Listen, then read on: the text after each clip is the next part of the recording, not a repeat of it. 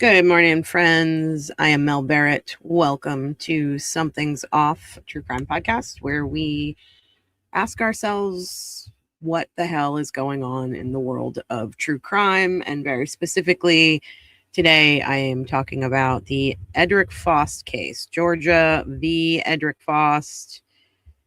And we're on day 8, and it looks like we're going to have the state resting. I don't really know much else about what's going on in today because I haven't seen any of this testimony, but it sounds like it is the GBI forensics folks who are going to be trying to put the nail in the coffin for Edrick Faust. So sadly, they succeed as far as we understand it. So we're going to cover this.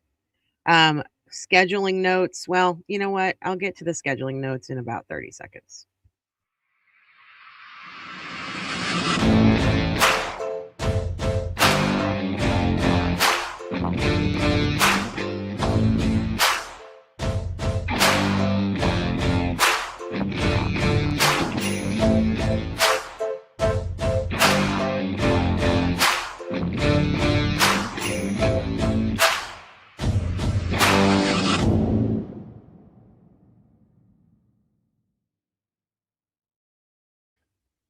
Okay, scheduling notes for today.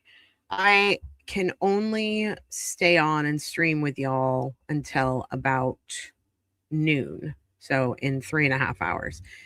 The trial today goes for close to 8 hours. So I think what I'm going to try to do is we're going to stop at 12 wherever we are, unfortunately. And then I've got some appointments and I've got some carpool. And what I'll try to do is come back on around 3 o'clock Eastern. So we'll take a 3-hour break, basically. And then I'll try to come back on. If I can't come back on, I'll let you all know. But I should be able to come back on at 3 o'clock this afternoon to wrap this day up. And then we'll know a little bit more about what happens after this day. But if I remember correctly, I don't think that the defense puts on a case. I'm not really sure. I can't remember from what I've heard, but we will probably find out at the end of today. So that's my plan. Let's see. Jennifer and Amanda, thanks for becoming new members. You all are amazing. We have just hit 7,000 subscribers. We're actually like 200 over that right now, which is just nutty, but amazing. So thank you all. If you're here and you like the content, please go and like the video and subscribe and share and comment because it helps our algorithm. If you feel so inclined, please send us over a tip. The QR code is on the top of the screen, and also at the bottom of the screen there's the Venmo and the Cash App. Your tips are amazing and they help tremendously. Your memberships help tremendously. We're starting to grow a little bit, so we're going to need to do some extra things.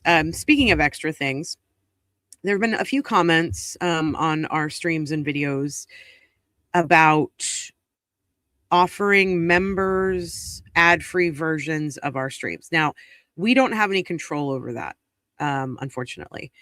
YouTube plays ads for everybody, and that's how we make a little bit of money from our videos, is we have ad revenue, which is very minimal. But I know that it interrupts your stream, and it's probably frustrating that you're paying us a couple bucks a month and you're getting ads. So we're working on a solution to that. YouTube doesn't offer an easy solution. It's more than likely a matter of re-uploading the video or the stream that we just did and making it unlisted. We have to have 2 videos of the same thing in order to make this work. So we are going to try to do that. Rebecca and I have been meeting to discuss, and we're going to try to figure it out. So just know that we're working on it, and we do appreciate your memberships. Speaking of memberships again, we're actually going to have a members only stream on Monday in the afternoon. We have 2 streams on Monday. It's a big day. On Monday morning, open to everybody, we're going to be talking about the civil suit that was just filed yesterday by Jennifer McCabe, Brian Albert, Colin Albert, and Brian Higgins. You're hot. They are filing a civil suit for defamation, which is hilarious, against Karen Reed and Aiden Carney, aka Turtle Boy. So we're going to be discussing that in depth. We've all seen the filing. It's 50 pages. Although when they first uploaded it, it was like 2,500 pages for the filing because they put it in there 50 times because they're wicked smart. And that's how they're starting this case off. So awesome. Good job, guys. But we're going to be going over that in depth, as well as we're hoping today that there's going to be some sort of a result from the TRO hearing between Aiden Carney and Meredith O'Neill, his ex-girlfriend. So we'll probably be reporting on that as well on Monday. And then later in the afternoon, we're doing a members-only stream to do a reaction to the in-depth interview that Carrie Roberts, if you remember Carrie Roberts, she was one of the women who was with Karen when they found John O'Keefe's body. She has done a very candid, I would say, interview. And we're going to break that down for everybody as well. It's going to be wild. Monday is going to be fun. So if you're not a member and you want to watch the Carrie Roberts breakdown of that interview, join up today. What else can I tell you? Oh, and I also put a post on our posts on YouTube asking you which trial you'd like to see me cover next. And I chose some pretty famous trials, some older trials, some newer trials, but trials that I didn't cover in real time. I was watching and I was listening, but I wasn't covering it all. So let me know what you'd like me to cover next on that post. It's a poll, so you can pick, and you can also write in if there are enough people that write in and some of those write-in answers match, then, I'll think about it. Let's see. I Live for Now. Good morning. Diane. Good morning. Simna. Good morning.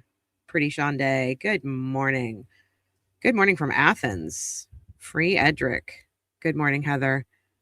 How's the weather in Athens? It's hot here in Maryland, DC. It's been like 90 degrees the past 3 days. I'm looking into AC and fan options because the pod gets hot. Ruby, who's sleeping in her bed behind me, was just like belly up most of the day yesterday. She was very, very hot, and so was I. Amanda says, what type of cases? Just anything we're interested in or things with particular injustices? Anything you're interested in. On the list right now, I've got Murdoch, I've got Casey Anthony, I've got Scott Peterson, and there's one other one. I can't remember what it is. But yeah, I mean, depending on what you all are interested in, I wanna cover it. So why is this so tight? Hold on a second. Let me fix my wires here. I got wire issues. Let's see. It's going to be 91 today here in Augusta. Blech. I am not, I grew up in New England. I'm used to big seasons, real cold, lots of snow. But I tell you what, in the past few years, the summers have gotten so hot. And I'm a tennis player, and it's like too hot to play sometimes outside. It's just awful. Hey, Coffee, glad you're here. Good morning. New to this group. Saw the interview with Aiden and Broken Baker. Now I'm here. I'm so glad you're here. This is very different from what Rebecca and I do normally on our channel. I chose to cover the Edrick Faust case because I didn't get to watch the trial while it was happening. We were covering, I think, Corey Richins and obviously Karen Reed stuff. But yeah, so I decided to start up this little series on our channel to cover these trials. I'm disappointed because there aren't a ton of you in here, and that's not your fault, obviously, but it's just I really want more eyes and ears on this case. Good morning, D Cools. And I love that there are 30 or so of you in here, but our other streams usually have 500 to 1,500 people, depending on what case we're covering or what we're talking about. And I really feel like Edrick needs more eyes on this case. He is going to be he's going into the appeals process right now, and he's going to need all the support he can get So please tell people about his case. Please like the video, share the video, comment, subscribe, all that. Good morning, Kathy. Okay. What we are getting into today, this is mostly going to be a day, there's going to be a lot of procedural stuff, but we're going to be hearing from the GBI forensic DNA analysts. And then I think that's most of the day. Let me just check. Yeah. And then the state rests. And then there's a lot of procedural stuff. So again, for those of you who are just joining, I am going to be going from right now until noon today. And then after that, I have a 3-hour break because I have a bunch of stuff going on, including carpool and a bunch of other meetings. So I'll be coming back on around 3 p.m. I will keep you guys updated about the second half of the day. We should be able to get through all of day 8, unless I talk too much, which is a distinct possibility. But yeah, let's get started with this day in court. I think we started about 14. Nope, they're starting to talk. Yeah, 14. Okay. All right, let me get this up on the screen for y'all.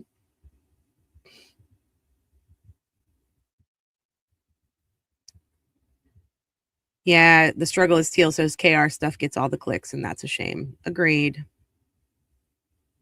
But it's really noteworthy, and there's so much going on. I didn't really expect it to be like a daily thing once the trial was over, but it's almost been nonstop since the trial was over. There's so much trash to dig through, unfortunately, that there's always news in this case. And of course, it's Aiden, so there's always news in this case. All right, on to day 8 of the Edrick Faust trial. I need to put Chili. Are you all ready for the jury to come in? We're going to speed it up. We are, Judge. I think, though, before the jury comes in, I'd just like to put on the record the timestamps from Mr. Faust's interview that the state is planning on playing. It would be this is all timestamp stuff. 6:03:55. That's hour, we don't need minute, to hear. 2nd p.m. to 6:10:20, 6:14:01 to 6:15:05. There's one specific. Hold on. 6:53:05. Let me mute it real quick. 7:02:45 to 7:05:40,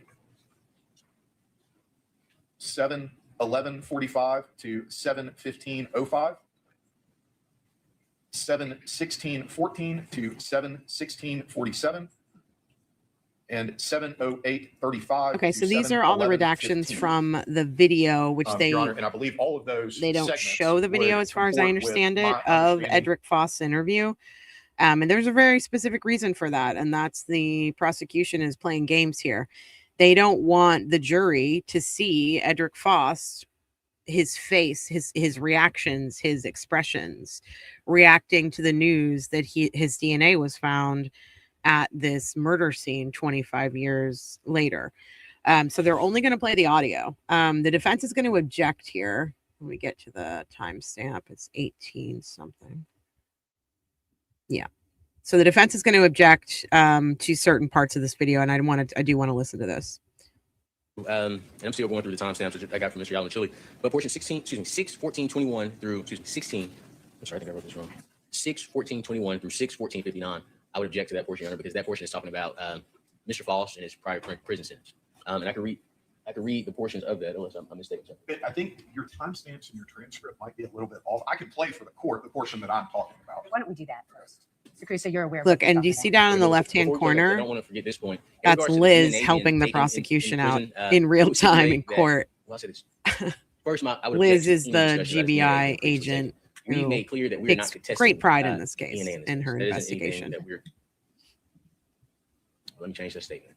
We're not contesting that the state took swabs from Mr. Faust to obtain his DNA. As far as previously having his DNA, I would argue, Your Honor, that is relevant in this case because after the arrest warrants were secured, they took swabs from Mr. Faust, and the swabs that they took from Mr. Faust are the actual swabs that they sent off to be tested by the state. So any mention of previously having his DNA or anything of that nature, because they end up in I haven't seen her foot yet. Teal, she's just leaning in and talking to Baldwin about that particular moment. Yes, Your Honor. It's already in evidence in front of the jury. I think it's absolutely relevant to indicate why it is that law enforcement has contact with Mr. Faust at all. It's the entire mechanism by which he is identified as the perpetrator of the crime prior to the confirmatory testing. Honestly, I think this is a really bad look for the prosecution, for them to just be like sitting in court Liz Bigham, who is the lead investigator from the GBI, is sitting in the gallery. So she's sitting right behind the prosecution's table, which she has been the entire time. She's literally leaning forward and helping the prosecution while these arguments are going on. I know the jury's not in there, but it's a bad look. That's done later on. So it's the way in which he is identified in the investigation. It's already been testified to in front of the jury. And I think it's certainly relevant. That has not been testified to in front of the jury, Your Honor. The furthest they've gotten is CODIS. And that was for me a very close line, but I didn't object. They mentioned CODIS. I think we can leave it there. If the state is saying that it's already in evidence, the additional argument would be that it's cumulative. And it would be a waste of time to the jurors. This is something the state is saying they already have. But to use a statement to put forth before the jury that the state previously had his DNA and implied due to prison, I think that would be inappropriate. So I would object under that under 404B, Your Honor, as well as 24403. Okay, well, let me make sure I understand your argument, because the state has said they are not going to, and they would not be allowed to mention anything about any prior criminal history or incidents that may have happened in another criminal case. I mean, they're not allowed to do that. That is certainly true. But my understanding of Mr. Yelman-Chili's argument was that they were excluding that. But they would ask the witness about previously having Mr. Faust's DNA. CODIS in itself, as we know, none of the court is aware of what CODIS is. But then to say 24 years later, we previously had your DNA, what do you think we got it for? And Mr. Faust's response, his DNA, is implicitly stating the reason law enforcement has his DNA is because he's been in trouble with the law before. And in Georgia, as we know, the only individuals that have to give DNA are individuals that are. This is semantics again. Basically, Ahmad Cruz is being like, is basically saying there, we all know you're not allowed to ask questions or play audio or video of a suspect or a defendant, bringing up it's very similar to like the rape shield laws, right? So you're not allowed to bring up their criminal history in this case. And Ahmad Cruz is saying they almost crossed the line when Liz Bigham testified that they found his DNA in CODIS, and CODIS is, a national database of basically folks who have been charged with crimes. Their DNA is often in the system from CODIS. So he's arguing that he doesn't want this piece of the audio to come in because it talks about his DNA being in CODIS, and they're like, how do you think that we found you, kind of thing. And it'll prejudice the jury. It's more prejudicial than probative is what Faust's argument is. And I'm going to guarantee you that the judge is going to side with the state, because that's what she does. Thank you. Mr. Yelman-Chili, would you care to respond to that argument? I think that the witness who would testify regarding the hit in the database has been instructed that we will refer to it as a national database of known DNA profiles. And I'm happy to ask the question in whatever manner the court instructs me to ask it in, and I'd be basically asking permission before. Right. And Faust is going to argue again, and then judge is going to take it and go back into chambers to think about it, basically, and look up some case law and yada yada. She's going to come back and she's going to say the One state thing that I would wins. know that the court has already found that information related to the CODIS hit is relevant. I would also add, just to kind of support that even further, is the fact that there are particular counts of this indictment that reference that April 30th, 2024 date. And that is necessary because of tolling of the statute of limitations for certain counts in the indictment. So that is a material fact that the state has to prove as well. So that again, I think just supports the idea that this is absolutely relevant evidence related to the CODIS hit and when that hit was generated. The case that I would cite to the court is Watson v. State. That is 337 Georgia Appeals 16. It is a 2016 case. And just so the court understands kind of the procedure or the procedural posture in Watson, I guess the argument was that trial counsel was ineffective for not objecting to information about CODIS being brought into the trial, and which is obviously different than the situation we're in here, but I think that the language is still helpful.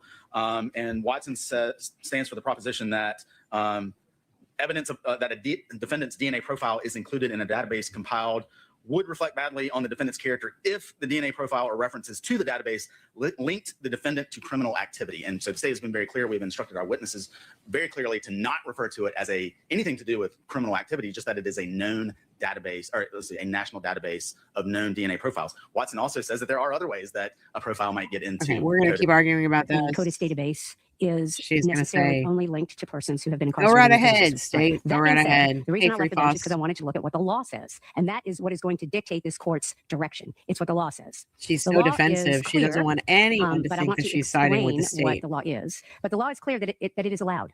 The law is very clear in this state that what this She's ridiculous. sends DNA profile to other. Your Honor, if I could just preview for the court the question that I would ask to make sure that I'm in compliance We're with the still court's order. talking about this in the Time at this CODIS. time, if you care to call Agent Bigham back on cross-examination and you want to bring up those comments, then you She's certainly in can do so, but court. I think now You is can the bring time. her back. She's right Question for there. you. With Mr. Howell, I do intend to ask him a general question. I want to make sure it doesn't violate the court's order. Right. Can I ask him generally, was he aware of any information Howell is coming up next. suggesting that Mr. Faust Is did that not stay right? at 350 Cooper Road on the weekend of Ms. Baker's death? Is that a permissible question for the report? Before I answer that, I'm going to let the state respond, if you care to respond. As long as it's information that draws on his personal knowledge, I think that he could Hinkle. ask that question to the judge. I mean, I sort of agree with the state. I mean, I think in and of itself, again, that question is not necessarily impermissible. If Oh, there not is, coming? if the manner in which you ask it or the manner in which the witness responds is indicative of an objection that the state needs to make, I'll hear it. But it just in and of itself, the question you've asked is not prohibitive of any ruling the court has made. Sure. That's what you're asking. Yes, ma'am. And just to make sure, it's undisputed that Mr. Howell was an agent of the state. In the event that he says no, I would move to impeach him by contradiction. And the impeachment material would be the document that I showed the state yesterday. And that's why I want to ask to make sure that's Okay. Well, if we have to get to that, we'll get to that. And I'll certainly take up any arguments that may need to be taken up at the time. If I have to send the jury out, I will. I don't want to make, this is a pretty nuanced argument that you all are making. And I think it's making it in a vacuum is not something the court can consider at this time. If you ask a question that the state objects to, She used the word I'll hear it, nuanced and we'll talk about it. And semantics if you all want me to send the jury out to do that, I'll certainly do that. just- But the answer to your initial question, a lot. agent may have had access to the database, is an inference that Still talking about the CODIS decision. Okay. Is that consistent with court's ruling? Okay. Jury's coming in. We know what she ruled. There's Liz in her red pants.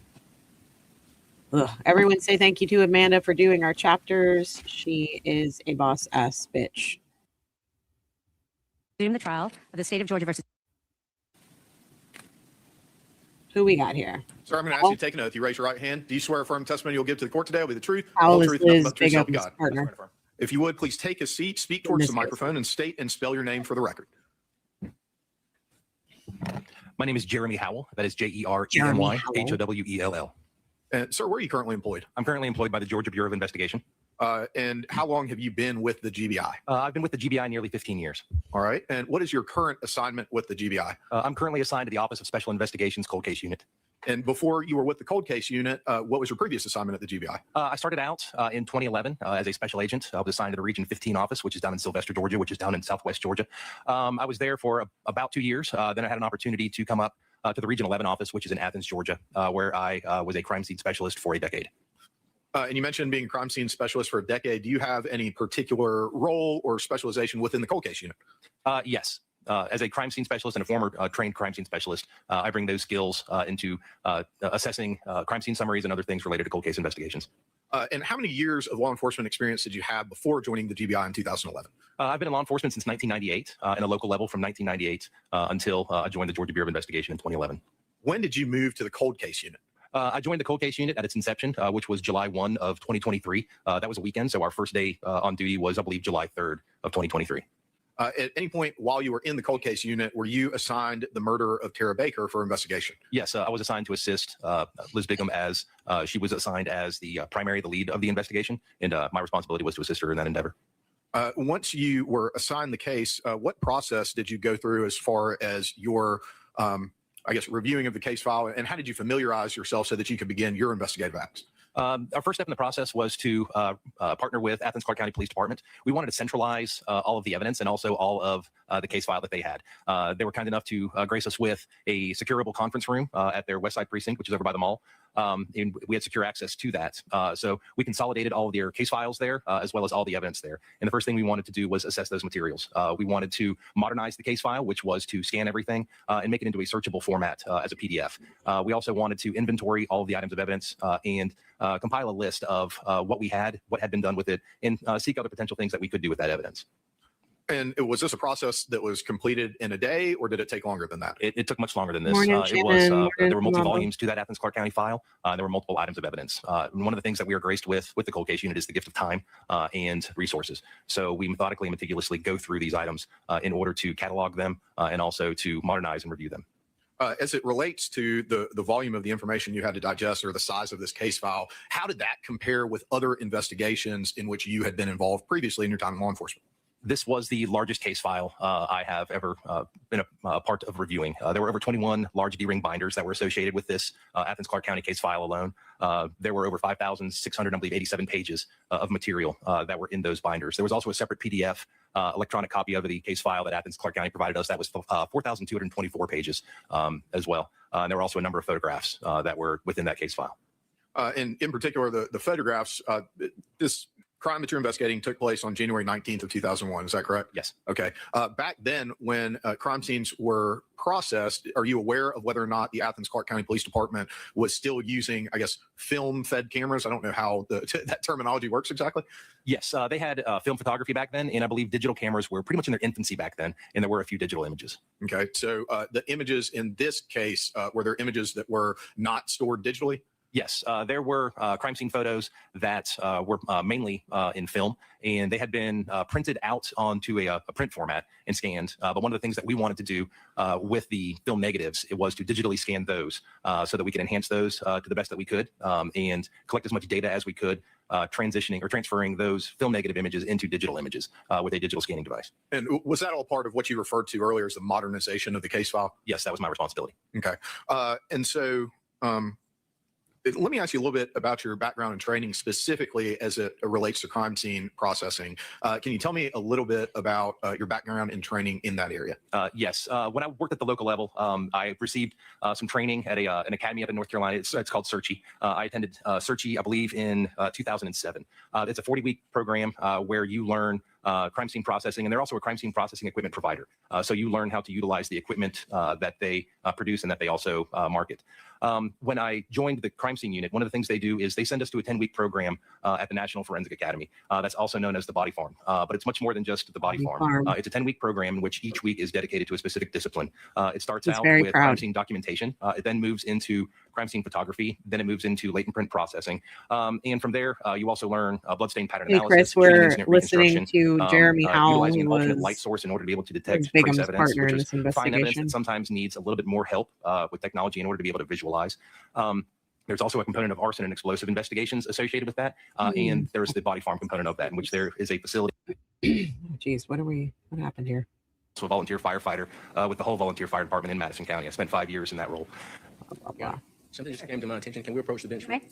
Uh-oh. What came to his attention?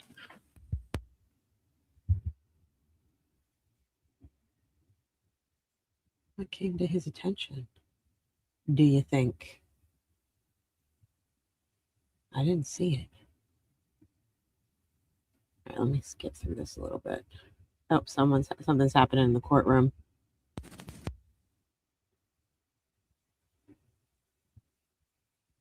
Let us listen to what's happening. Step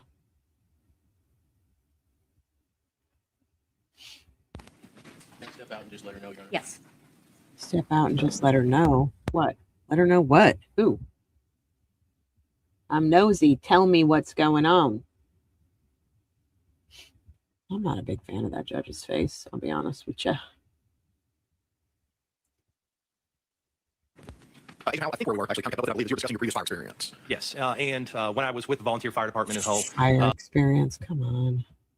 I believe, Agent Howell's involvement in this case, heavy levels of moisture affect the ability to collect trace evidence at a crime scene.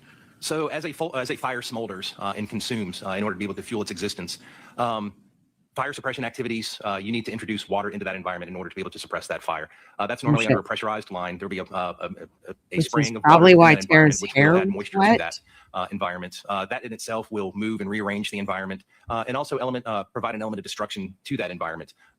Objection, improper expert testimony or improper lay witness testimony. Either one. All right. Any response to the objection?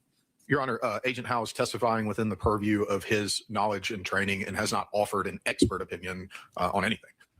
Yes, sir. I'm assuming Agent Howell was attempting to take his testimony and apply it to the scene. So if he's not testifying as a expert, the state is saying this is not improper expert testimony. Our objection would be got a good point. His testimony would be irrelevant if he is not trying to apply it to the scene of Ms. Baker's home. All right, thank you.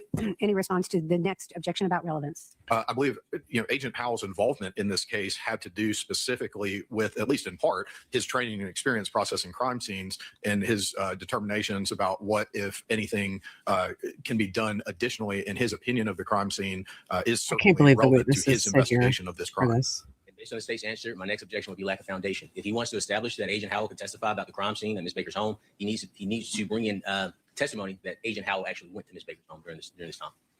And should I respond to that, Judge? You may respond if you choose to do so. Thank you, Your Honor. I believe that Agent Howell has already testified that he reviewed the initial investigation as well as the initial processing of the crime scene. Traveling to Miss Baker's home 22 and a half years or 23 years after the crime. You know what he's saying. Don't be a dick. He's saying he should have been there because it's back not the same in state as it was on 2001. January 19th of So disingenuous. 2001. So I think that we have laid the foundation regarding that. All right, thank you. I'm making a finding that this line of questioning is relevant. I'm overruling your objection with regard to that. With regard to this witness testifying in the form of an opinion, 24-7-701, which rules regarding lay witness opinion testimony, allows this testimony to be presented. I'm going to overrule your objection. You may continue.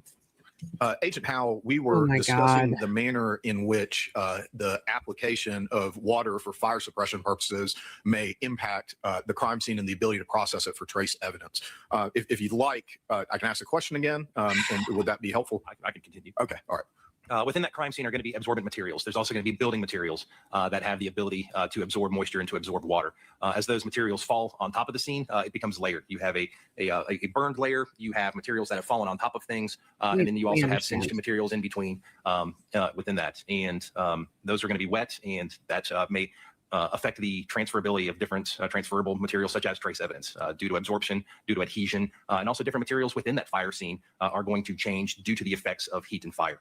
Things of plastic will become sticky or may melt. Different things may get consumed, and other materials may become absorbent via the water. Fucking rocket science. And so, particularly as it relates to plastic absorption becomes sticky and when adhesion, it hits fire. I want to ask you some background questions and then ask you follow-up questions about those two things. Were you able to review the photographs from Miss Baker's bedroom from the initial crime scene processing? I was. Okay. Was there anything about debris that you found significant in your review of those photographs? Yes, there was ceiling material and there was insulation that had fallen on top of Miss Baker within that scene. And in order to be able to evaluate the body of Miss Baker, those materials needed to be removed. It was a layering process in which things that are on top need to be removed in order to have her visible. And so when those things on top, in this particular circumstance, what were the things on top of Miss Baker? I believe that there was a piece of ceiling or a piece of drywall that was on top of her, as well as white in color insulation. And as it relates to absorption and adhesion, did what you see in the crime scene photographs cause you any concerns about trace evidence from those two things, adhesion and absorption? Yes. I recognize that there was the potential for critical trace evidence to be commingled with those materials. Okay. Okay. How would that affect, if it's commingled with those materials, how would that affect the ability for it to be collected and processed at the crime scene? It would be challenging.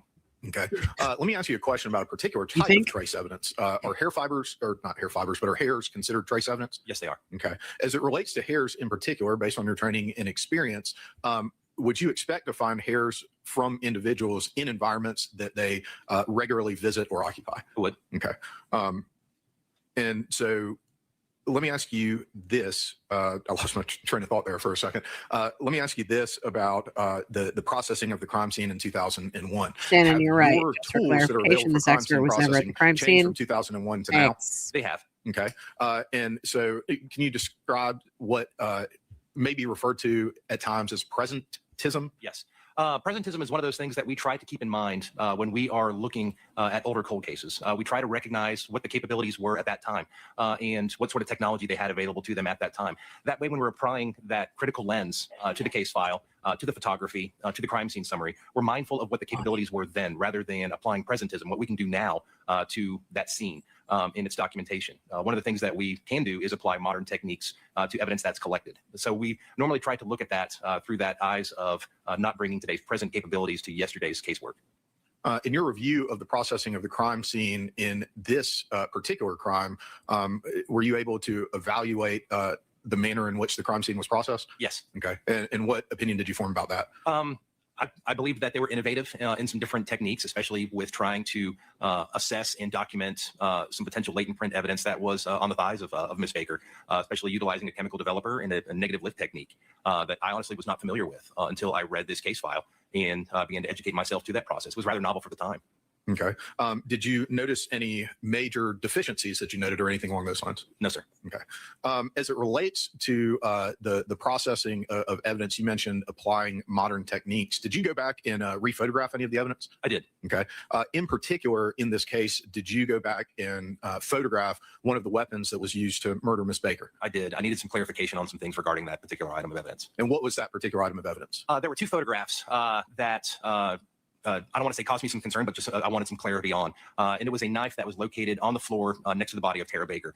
Due to the positioning of the knife, I noticed that the exposed side, the upward side, was light in color. Then I saw another photo in the file of a knife being held up that had a dark in color handle. And I wanted to examine that knife in order to get clarification as to both sides of that knife, and also thoroughly photograph both sides of that knife so that there was documentation that this was in fact the same knife. To look at that knife in the crime scene photos, it almost looks like a wooden handled knife. But then when you look at it, a knife that's being held up against the wall, I believe there's a white latex glove that's holding up that knife. It looks like a black plastic handled knife.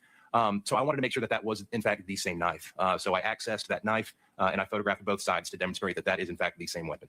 When you say you accessed that knife, where did you access it? We went to the Athens Clarke County Police Department in order to be able to access that knife in a quality control environment.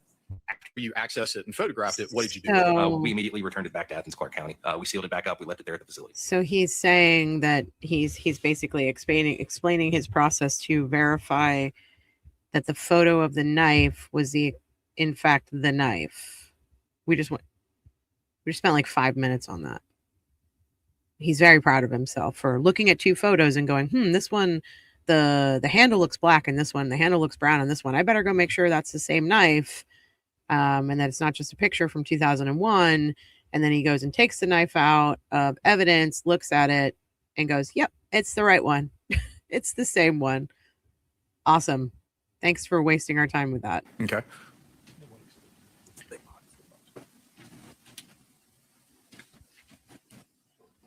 What are we doing here?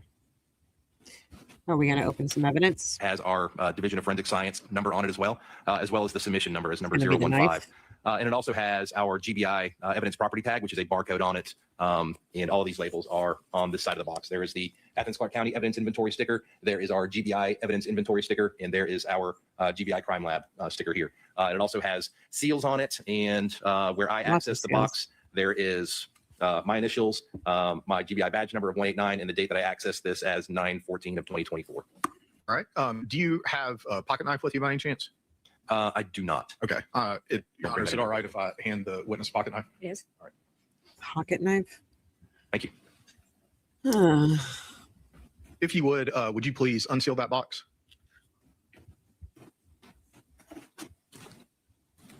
Let's see.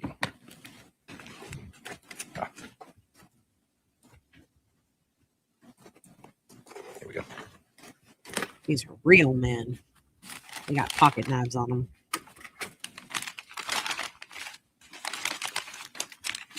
They did not handle evidence well. I understand what you're saying. Those inside of the box that you just unsealed, what's contained in there?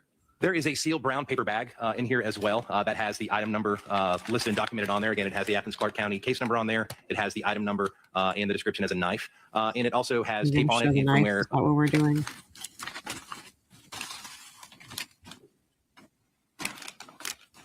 And I'll take my pocket knife back from you. Thank you. Pocket knife in court. Yep. Guess that made it through the So inside of the bag that you unsealed, what is magnetometers. There is a butcher knife that was located within that that sealed paper bag. And Your Honor, I'd just ask that Agent Howell be able to step down from the witness stand and just display that a little bit closer to the jury. You may. So stupid. If you could, please take the witness stand again and return the knife back to its original packaging. Is there ever any effort made, you mentioned modern techniques, to determine if there's evidence that it may be useful to resubmit or analyze that maybe wasn't analyzed or can be analyzed in new ways? Yes, as we document, inventory, and assess the evidence that is in the possession of Athens Clarke County Police Department in this case. We also discuss if there's anything more that we can do with these items of evidence, and we recognized a few items within that inventory that we believed we could do some additional investigative submissions for testing at our GBI DOFS center. Okay. Do you know whether or not that was done in this case? Yes, it was with multiple items. Okay. And you said multiple items, those were submitted for retesting? Yes. Okay. Eventually, when Mr. Edrick Faust entered this case as a suspect in the murder of Tara Baker, was it due to result from a national database of DNA? Yes. Overruled. Thank you, Judge. And so after y'all received that information, did you take steps to try and speak with witnesses that were interviewed back in 2001 to re-interview them? We did. Okay. And I'm not going to get into every single person, but to your knowledge, were Valerie Lowe and Ashley Peavy re-interviewed? Yes, they were. Okay. And who are those people, in your knowledge, who are those people? My understanding is they were roommates of Tara Baker at the time of this incident. Okay. And was Mr. Chris Melton re-interviewed? Yes, he was. Okay. And who did you know Mr. Melton to be? I believe that he was the boyfriend in a romantic relationship with Tara Baker Okay. at the time of this incident. And on May 9th of 2024, did you have an opportunity to interview Mr. Edrick Faust? I did. Okay. And I want to come back to that interview in a few minutes. But first, what I'd like to do is show you what's been marked already, but not admitted into evidence as State's Exhibit 158. Yeah, I think you're right, Amanda. All right. Show the weapon, talk about the defendant, even though there's no direct link between the two of them. None whatsoever. EB 68963. And on this is also an evidence sticker that documents the date and time it was collected, who it was collected from, and where it was collected. And this has a description of a box containing 2 buccal swabs from the mouth of Edrick Faust. And this was collected on 5/10 of 2024 at 12:05 p.m. Okay. And Judge, I'd move at this time to tender States 158. Any objection? No, ma'am. It is admitted.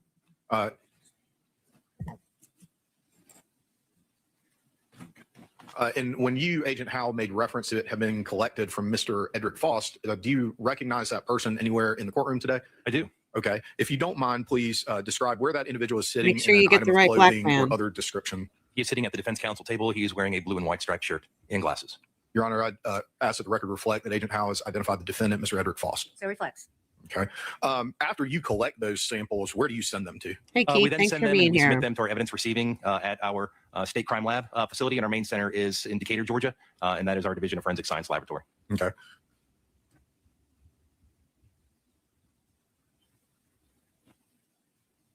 His face. He looks like a Muppet. Agent Howell, I want to fast forward again before we rewind back to the interview.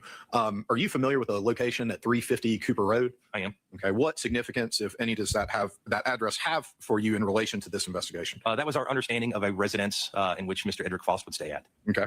Would stay and at. as part of the investigation of this case, Would was stay there at. ever a drone video created of 350 Cooper Road and 160 Fawn Drive? Yes. And Your Honor, at this time, I'm going to show Mr. Cruz what's been labeled as State's Exhibit 159. This is another overhead shot of the neighborhood. Hey, everybody, go like the video if you're thinking about it, please. Real quick before we continue down this line of question.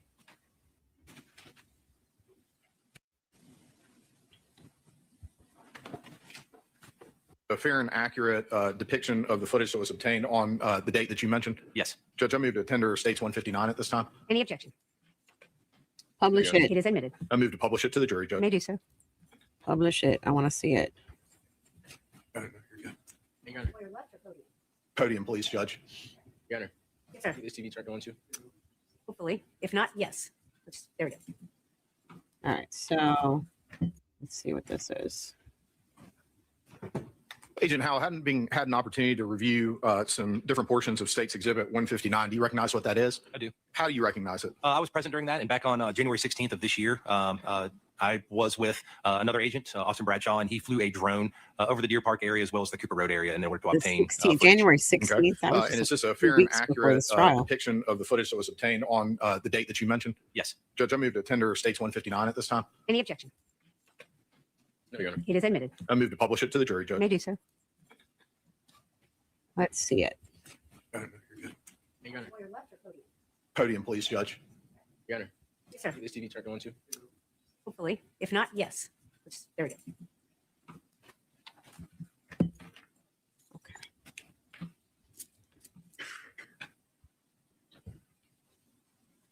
What are we looking at here? Publishing states 159. Before we start that, though, what are we looking at here as the video starts, Agent Howell? This is the I front cannot side believe of they're 350 posting this person's Cooper Road, license plate and number. that is the front-facing side of the house that faces toward, I believe, the east and also the Deer Park subdivision.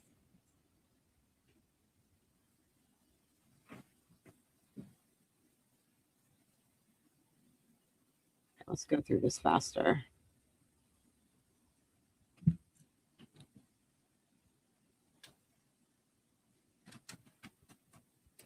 So this is the house that Edrick Faust was staying in at the time. This was not his permanent address, even though that's what Liz Bigham tried to tell the jury.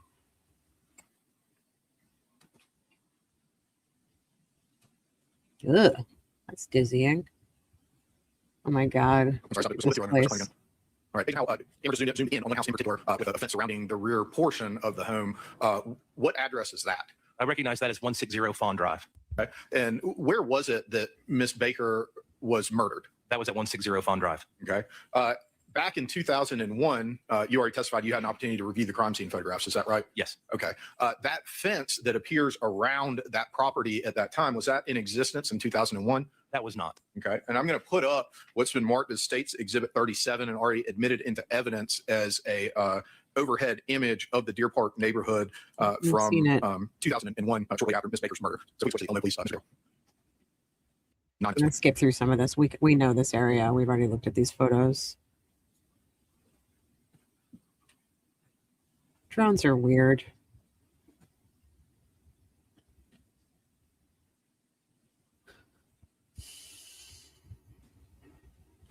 How the drone is looking at the residence 160 farm at this point. What is the residence that is looking at? I recognize that as 350. They're just trying to establish that Edrick was right down the street, basically. States 160 and published portions to the jury. All right. Any objection, Mr. Cruz? No, ma'am. All right. It is admitted. And before you publish it, Mr. Yelmicheli, we're going to take a restroom break. It's 11:15. We'll take a 15-minute break, and we'll be back on the record in 15 minutes. If you'll go into the jury room, don't discuss the case. We'll see you shortly. Thank you. You know, couldn't hear the evidence or something to that effect. What's happening? What's happening?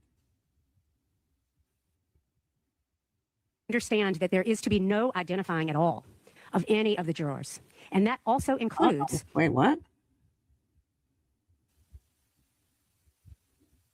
I want to go on the record just for a minute. I want to address our media, if I could, one more time, and just be really clear about Rule 22 that the court has provided to all of our media. There have been some concerns about that I raised earlier with you all about the jury being identified in certain ways, whether it has happened completely like that or just that there are concerns. But there are concerns about that. And I want to make sure that all the media who have been provided a Rule 22 permission in this court to understand that there is to be no identifying at all of any of the jurors. And that also includes reposting comments about this trial and identifying any jurors by their facial expressions or their dress. They're allowed or to their, do that. Note-taking or not note-taking. Any of those They're allowed to comments do are that. impermissible under Rule 22, and it is related directly to two things, to security issues and also to concerns about influencing the jury outside of this courtroom.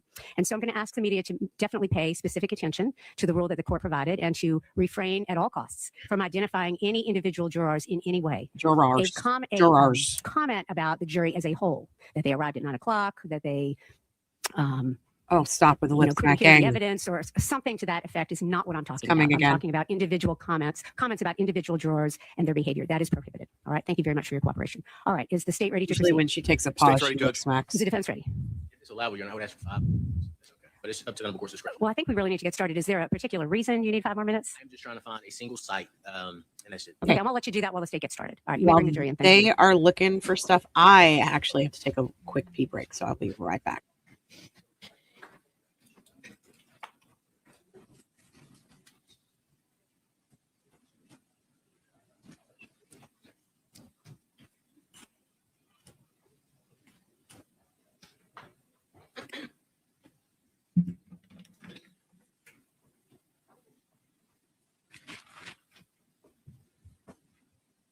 You all may be seated. Thank you. Mr. Yellowman-Chile, you may proceed. Thank you, Your Honor. Agent Howell, before we broke, I believe we had just tendered into evidence State's Exhibit 160 as a recording of the interview that was conducted with Mr. Edrick Faust on May 9th of 2024. Who was present for that interview? I was present. Special Agent Liz Biggin was present, and Edrick Faust was present for that. At the time that the interview was done, had Mr. Faust been placed under arrest? Yes. Okay. And Your Honor, for the record, at this time, I will seek to publish in chronological order the timestamps that I previously mentioned to the court and defense counsel. All right, you may proceed. And I'm starting at 6:03:55.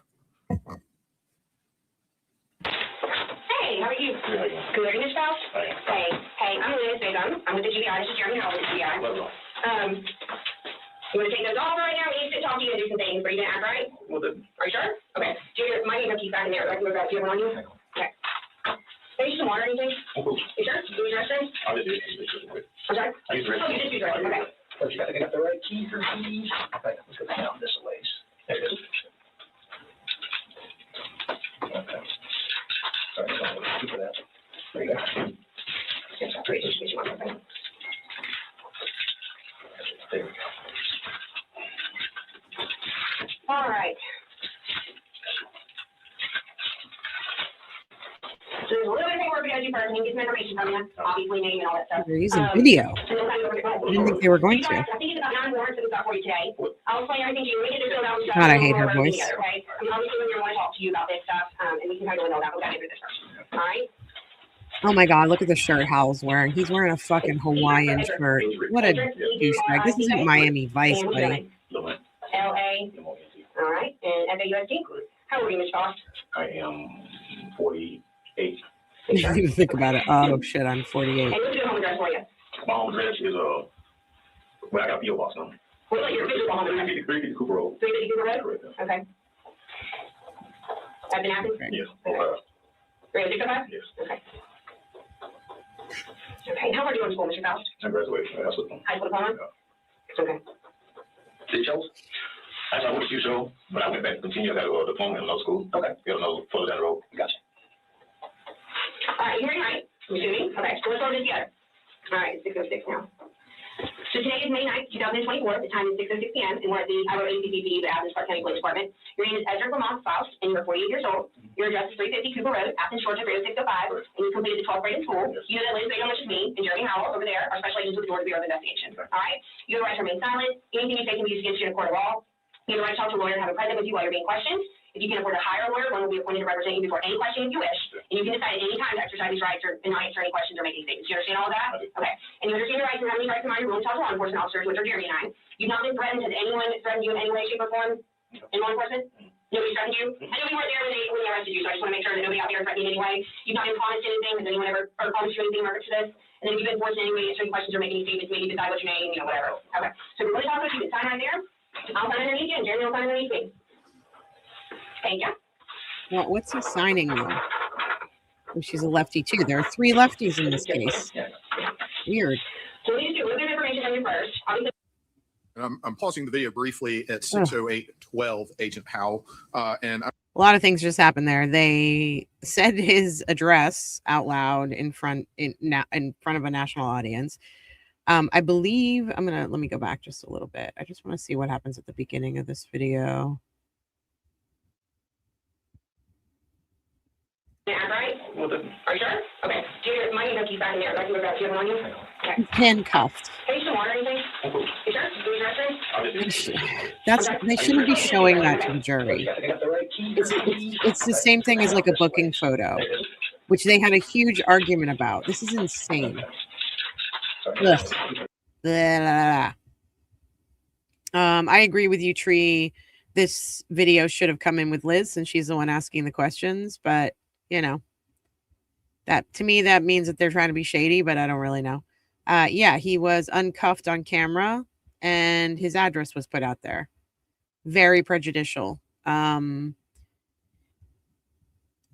Chris, I think you got it right. This was the order for the prosecution this morning. Talk about the weapon being tested, then talk about Faust's DNA, but conveniently not mention that the DNA didn't come from this testing. Yeah, you follow that right. And Amanda says, random cue for Mel. How do you drink your coffee? Sugar, cream, black. We have a Keurig, so I am a French roast or an espresso kind of person. And sometimes I used to do this on a daily basis, but I don't so much anymore just because it takes a little bit more time. But I used to actually froth I used to actually make foam for my coffee. We have a little frother that is amazing. It's my one of my favorite appliances that we have. It only takes 30 seconds, but sometimes I'm just in a rush. So I just put a little dollop of sugar-free Italian sweet cream in there. But otherwise if I'm going to Starbucks, I'm getting a tall cappuccino with an extra shot and 1 stevia. But I don't go to Starbucks very often because it's real expensive. Okay, let's get back to this. I can't believe they took his handcuffs off in front of the jury. Luda.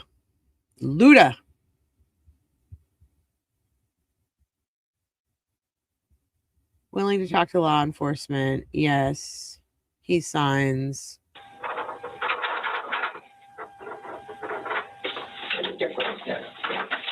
I'd say more cappuccino. I don't like a ton of milk or cream in my pausing the coffee. video briefly at 6:08:12, Agent Howell, and I'm going to show Mr. Cruz what's been marked as State's Exhibit 161, Your Honor.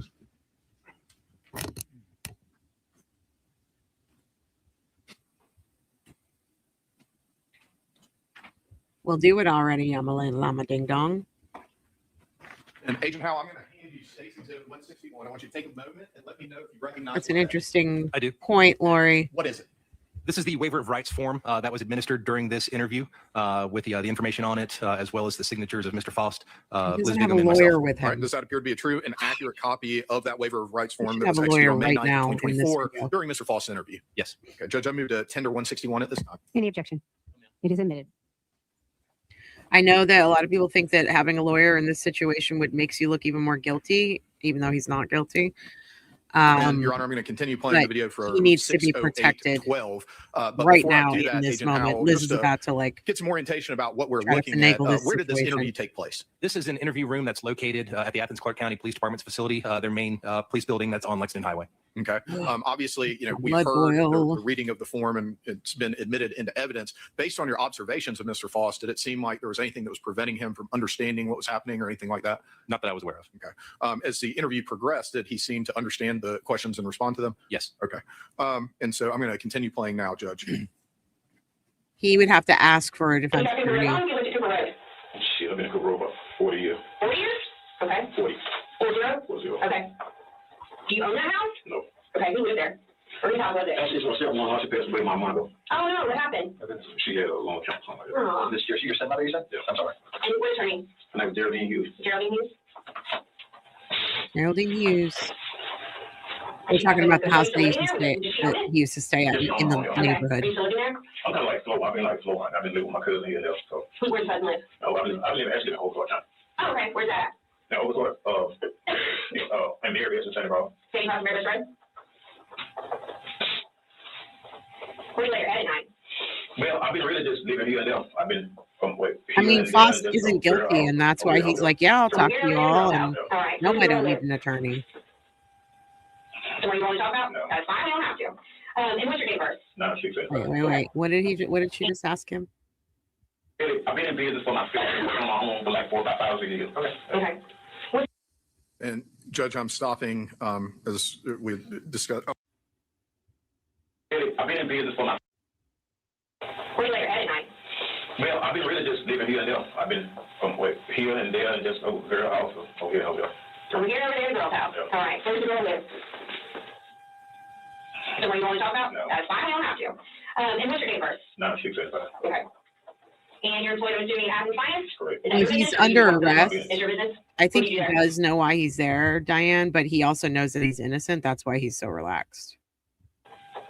Besides mobile detailing, pressure washing, That's what I do. pretty much that. Do you have like regular work, or is it just contracted work here and there? I do regular work, whatever. I do work. Okay. All right. Oh, yeah, that is. I've been in business myself about. Well, I've been in business for myself. I've been on my own for like 4 or 5 years. Okay. Okay. And Judge, I'm stopping as we discussed. Oh, I'm Yeah, sorry. I this stopped is a about 10 great seconds point, early. Amanda. Number, good job. This is, That was your number? Amanda says sometimes I think even though people know their rights, they don't invoke them if they don't think they are necessary. Like he knows he's totally innocent, and some people think like Mel, attorney equals guilt. Yeah, I mean, well, and you know, and we've seen it in cop shows, like narrative cop shows, and we've seen it in documentary style shows with interrogations.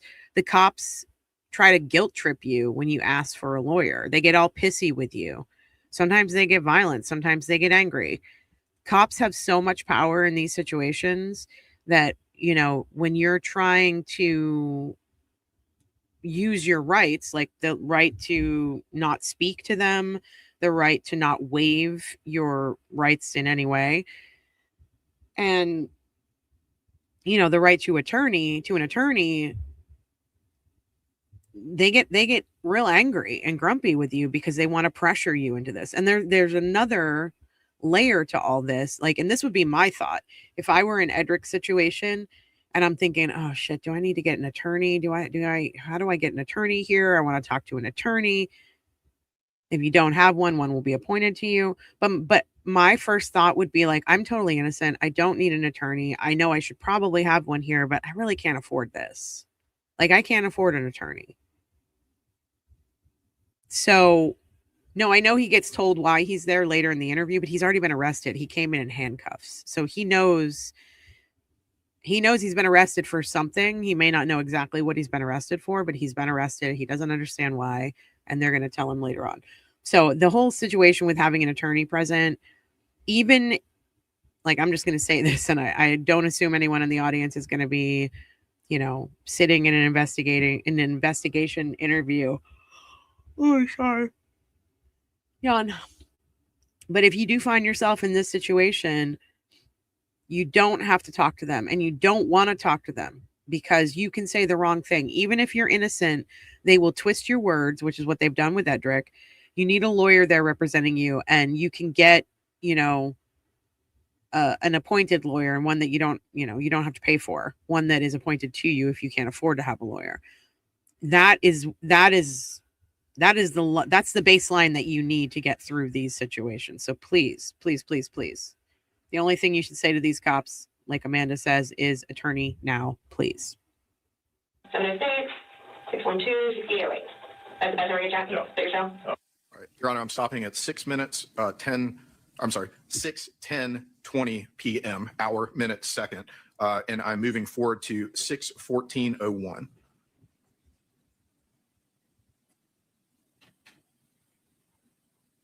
But I can't believe that the jury's not looking at how relaxed he is. He's not a cold-blooded murderer. If he did this to Tara, he probably would have done it to other people. It's not just something like they're saying he broke into a house and brutally sexually assaulted, raped anally, strangled, stabbed, and then set the house on fire. That doesn't just come out of the blue when it's a stranger. Why are we not hearing audio? Who lived at Cooper Road with you?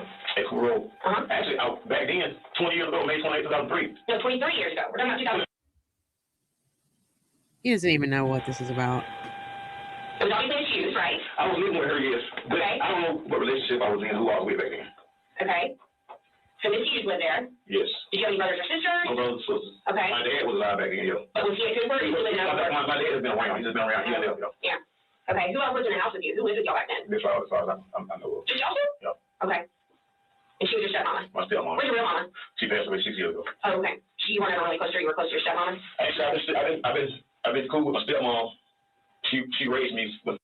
And Your Honor, I'm stopping at 6:15:05, and we are going forward to 6:50:30. Yeah, he was younger. He got into an altercation and stabbed somebody when he was younger, and that guy's name was Christian. We don't know the details of that. That was one of the things they argued about in this trial, bringing that information in. I mean, he's not an angel, but that doesn't matter. It doesn't make him a murderer, you know?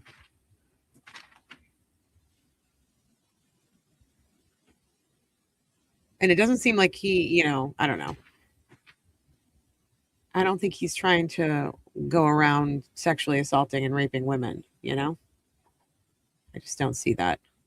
I'm sorry, Judge. It's not a very precise slider. So You're not a very precise slider. Were you there when you were Young building and mama stuff ding like that? dong. I was in the area. I'm always in the area. I go in the area every day. Do you really? Yeah. I call it my home. That's at my home. Okay. Yeah. Do you physically live in Cooper Road? Oh, you can go there right now. Everybody will know me. No, in the house, like at 350. No, You no, there you are. no. Did it get passed down to you? Or Well, my stepmother passed away. Okay. When she passed away, but when she got sick, she told me she didn't need me anymore. Her niece lived in Rock Spring. She ended up getting the house. She bought the house from her, and she ended up moving up to Willow Mist across the street over here. okay. And she lived over there when she passed away. So nobody in your family lives there. It's her niece living in the house right now. Okay. Yeah. Okay. She just paid. Okay. Yeah. Okay. So when that neighborhood was being, or development was being built, I guess, did you ever go walk around there, or what was that built for? I guess. I don't know. Was it mostly like college students, or was it regular people, older average people, older That people? was real self. Regular It's not like that people? anymore. It's like real. Like right now, it's like a damn ghetto. To be honest with you. Oh, is it really? Yeah, it's pretty rough with that now. Why are you over there? It seems like everybody that got moved to it from the other side of the family start getting rid of like houses and projects and all that. They give them balance and they start moving over this side. Oh, they did? Yeah. Okay. So it's not like it used to be. It used to be real quiet. So Okay. So back then, who was living in there? What was it I primarily? say college students and probably some kids. I'll say that because you didn't even see a whole lot of black people in that area. You did not back then? Nah. Okay. What was there before? They just called it was wood. It was old car. All this from Walmart. Everything was nothing but wood. Wow. There's a Lord Stephen, there's a church, Lord Stephen, Walmart. All that was wood, and that was the what? You see the change. I really have. And from there's another house over here in this neighborhood. He's being so friendly with them. He's just having like conversations about the neighborhood. Judge, I'm stopping at Really sad. 6:53:05, and we're moving forward to 7:02:45.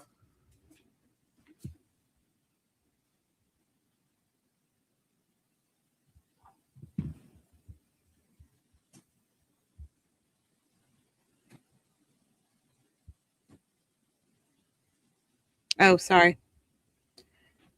Yes, I can take Amanda's comment down. Sorry about that.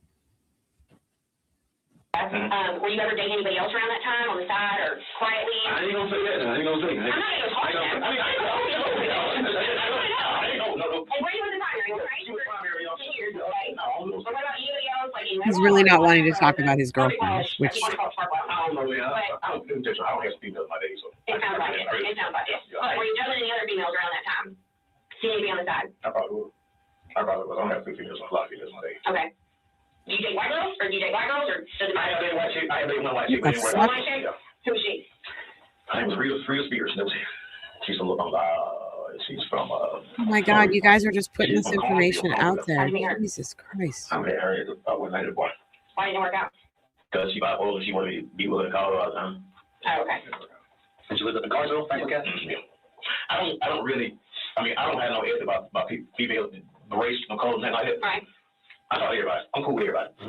You can go down here right now and ask anybody about me when it comes to communication. I communicate with them. I have a business. Sure. I don't mess around there.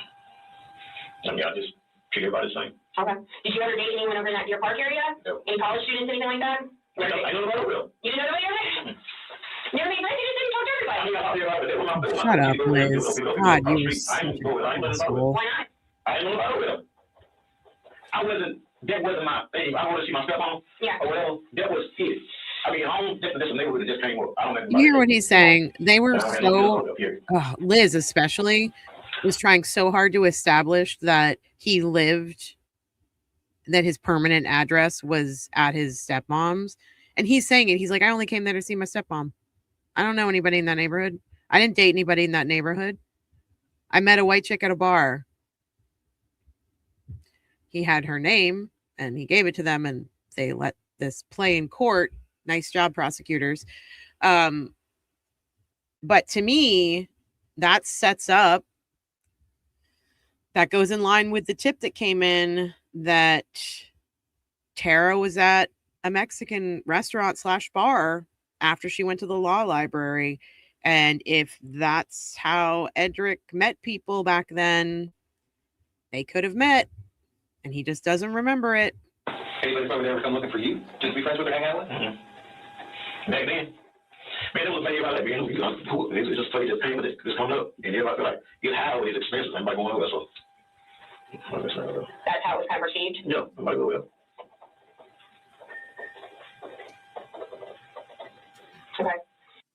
And Judge, we're stopping at approximately 7:05:40.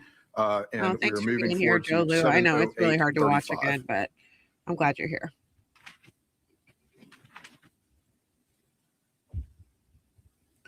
These kind of interviews make me so mad because they're trying to be friends with him so they can drop a I'm bomb sorry, later Judge. I on. think I started the sound a little late. I'm going to back up again to 7:08:35. Nice. It's annoying.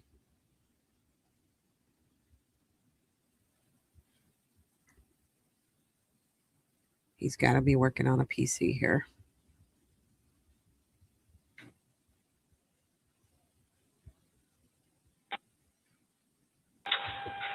We've got these warrants. They are for a myriad of charges that range from arson to murder. What? For me? And that's what you're talking about, this incident back in 2001. Did you see his And there's reaction? 9 different warrants, and that's how about this, get your side of the story, you know, hash everything that happened, and you know, obviously I think you can pick up on the fact that it involves that area, that park area, or whatever. But in my opinion, I mean, you can see it, I've done research. I mean, like, I know, we know about you, stuff like that. But when we're talking about that, and we're talking about these charges, there's got to be kind of an explanation as to why you're there, right? And that's kind of what I'm trying to talk to you about. So tell me about why you would be there in that Deer Park area back in 2001 and kind of, you know, engaging in all these sorts of things at one of those duplexes. I never, that's part of it. That's what I never been to. I mean, I started going there throughout the years. Like, when people thought, other people, when we started moving in, then. But back in the day, the only reason I go like in the evening time, and it's every blue moon, I gotta get my bike in the evening time, like 3 or 4 o'clock in the evening, I ride. I may ride through the whole, you know what I'm saying, about. I'm putting on, ain't nobody in the middle of it. They were my service. My service in our neighborhood, where we used to be, because everybody in the neighborhood. On the other side, all of them, East Meadow, and all of them in Morning View. I don't have no business over there dealing with them, that ain't my cup of tea. That ain't my cup of tea. If I ain't, one of my dudes gonna come here and pick me up, and we go right out. They say, I don't have no business over there, fooling people. They ain't doing that to me. And you said that you rode a bike? Every once in a while, I maybe about yeah, I love that, but I don't do it 6. Was you a robber? Did you walk from there? No business over there. This is my neighborhood, right? I don't know people up. The prosecutor, right? I don't have no business over there, period. And you said around 3 or 4 in the afternoon? I said, yes. I went over there. If I was better, I would go in. But I have no reason going over there and missing no people, period. No reason whatsoever. And Your Honor, we're stopping at approximately 7:11:15. See, to me, if I'm on the jury, this is only helping Edrick. 7:11:45. I believe every word he's saying. I cannot believe that this jury convicted this man. What a shame. It's disgraceful. It's disgusting. They should be ashamed of themselves. Yeah. As soon as they were like, you know, the charges include murder, he was like, what? Me? Me? I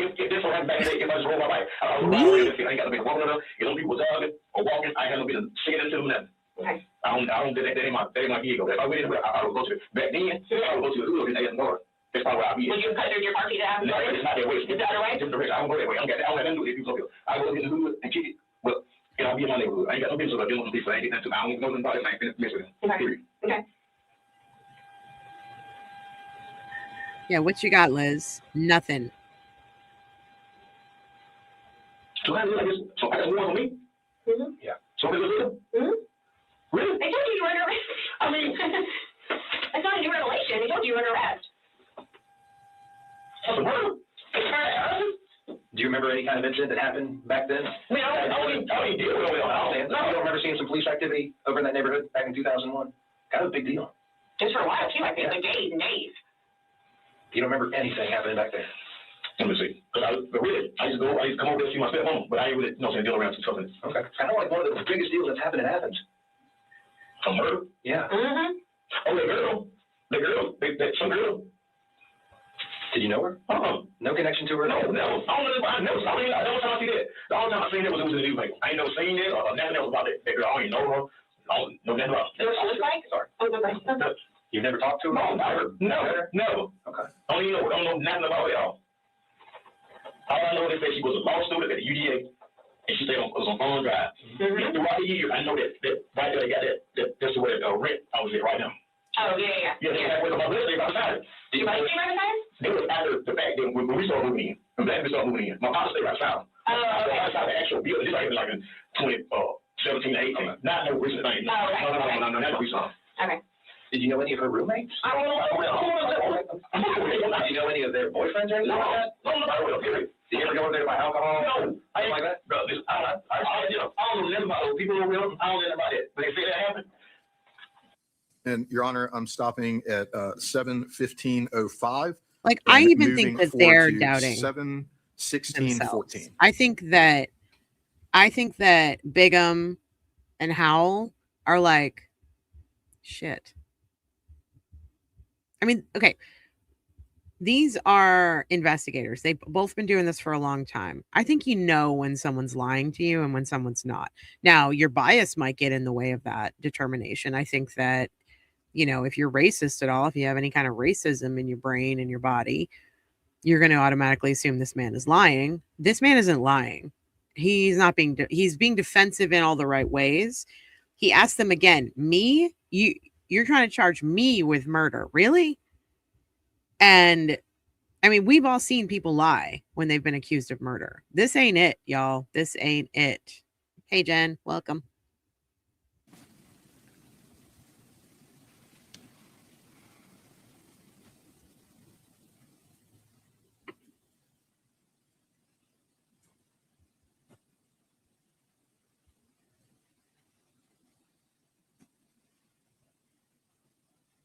And Agent Howell, kind of just before this portion of the video that we're about to play, had you asked Mr. Faust a question about his awareness of a national database of DNA? Yes.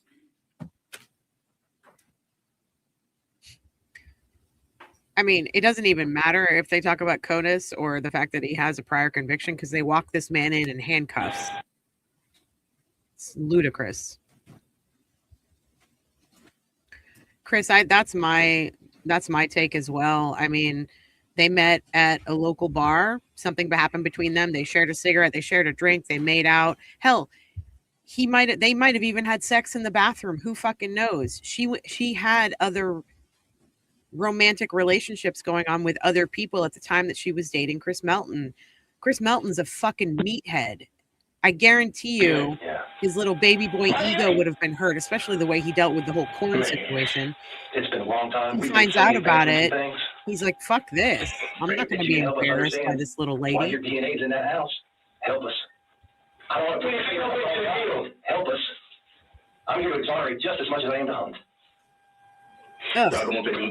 That line is so fucking ridiculous. I'm here to exonerate just as much as I am to Agent hunt. Howell, in response to your request for Mr. Faust to help you with an explanation regarding his DNA, what was his response? No explanation was provided. Okay. He doesn't have one because he doesn't fucking know her. And I think that's all I have for you about this interview. And so, Your Honor, if I could have just a moment to... May.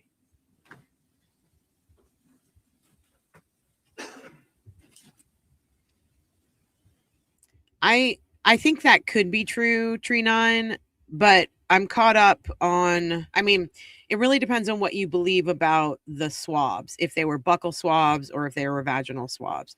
Because the only place that Edrick Faust showed up was in the buccal swabs until the lab in California changed one of those swabs to vaginal. And that's where they went after Faust. So my thought is something happened at the bar. I mean, I don't want to get too graphic here, but I'm sure some of you in the audience have been in a bar before and you're drinking and you meet somebody and you like make out in the bathroom. You might even do a little bit more in the bathroom. You may not even have full on sex, but you might do a little something in the bathroom. You know what I mean? Or in the alleyway or in a corner of the bar. Who knows? This guy was a total playboy. He admits to that. He got around. He just said, I had 3 girlfriends at the same time most of the time.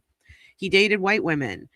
He didn't care. He was a friendly guy. He talked to everybody. He's still that way.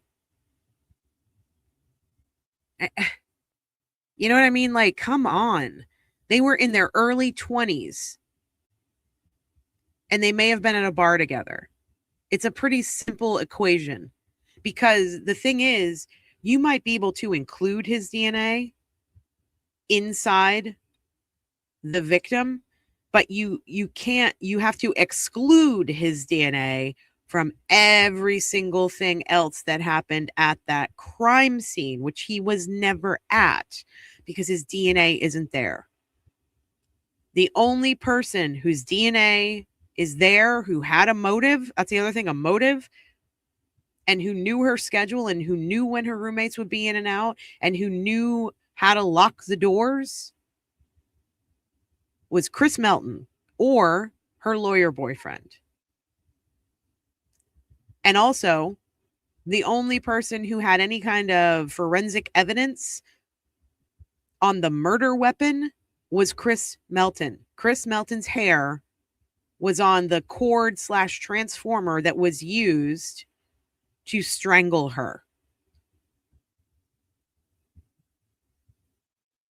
And that's it. And the idea that the cops didn't follow up or clear or figure out the tip that came in about Tara being at the Mexican restaurant, or that it hasn't been allowed into this trial, is just a travesty of justice.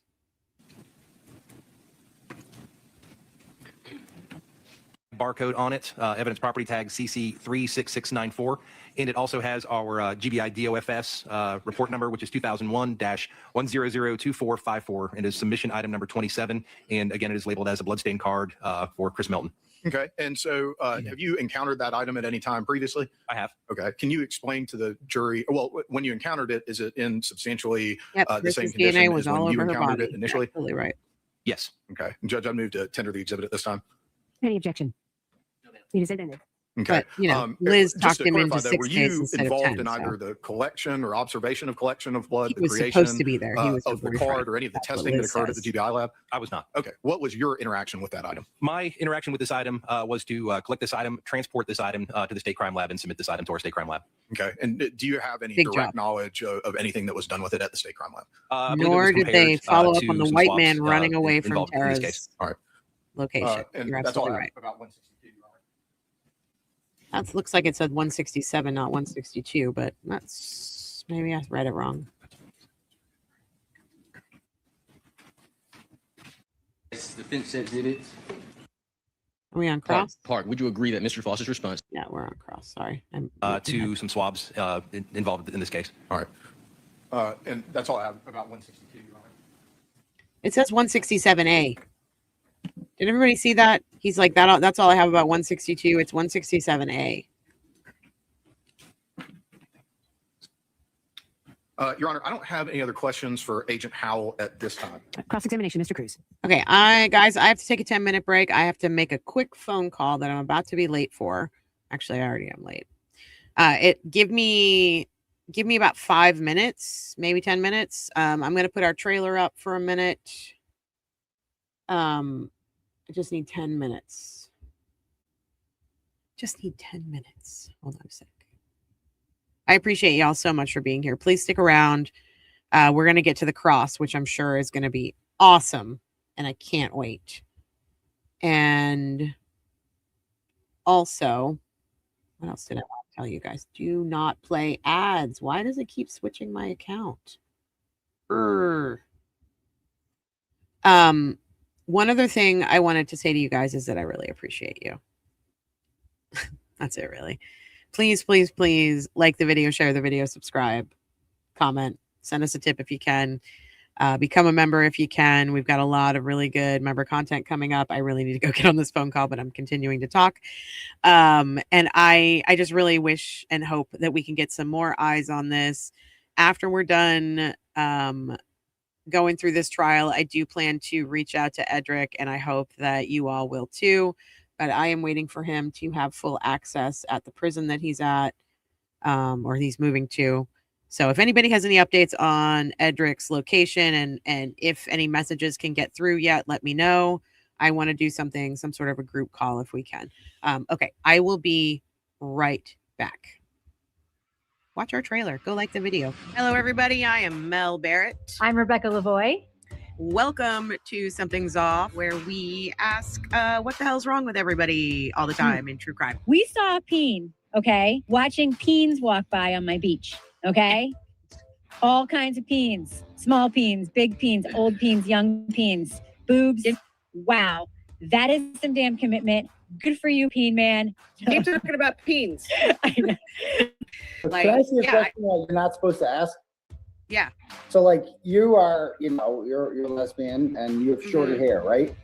Yes. Now, do you go for lesbians like yourself, or do you go for the traditional longer haired, like Rebecca looks? So- The lipstick lesbian is. Yeah. Lipstick lesbian. I consider myself a chapstick lesbian. But the thing is, not all lesbians are the same, Aiden. Like, we don't all look like Julie Nagel. I'm not out there trying to get all these ladies to kiss me. I know. I'm I not- know. I mean, I will say I also threw shot put, so fine. I also ran the fat man relay. Okay, fine. I don't want to sexualize Kevin and all, but You can sexualize Kevin. he seems pretty well endowed, I have to He'd say. be so excited if he knew he was being sexualized right now. You have no idea. And this is coming from a lesbian. I was like, good job, Kevin. Her name, it can't be Tuesday Gazette, right? That's just her Twitter name, and they use that on the show. There's no fucking way. I don't know. No. Even we're in a hot tub together and hung out in Maine together, and we're best friends. And Proctor was this, and Proctor was in this guy's wedding. and cares? This kid was. What Really? do you think? No, I'm not. No, I'm You not. should start like a sex show. No. I just you know talking that about your husband's big wang, and now you're talking about whacking that was To be her. technical, I. Yeah, but I how talked did she about it know? different. How does she know? I showed him because I I Because asked you her a showed. picture, and she's a bruiser kid. I'm just gonna say I didn't say it, folks. Do not fucking at me. I with that said shit. it. I'm the gay here, and I can say it if I fucking want to. Okay. Defense's aim for the second jury was to find, quote, people who are not deep thinking and analyzing, end quote. And then Mama Llama talks specifically about a female juror who thinks that John O'Keefe got hit by the car and then went into the house and then got beat up. And so the defense got exactly what they wanted out of the jury, because so they're basically making the point the jury was dumb as fuck, and that's what the defense wanted. What happened today in court with the corruption of Massachusetts? Who's Krusty Panties mommy? And she's like, So Nan's like the new Ruby Frankie. she's a Rube Frank. She's one passengers. Look at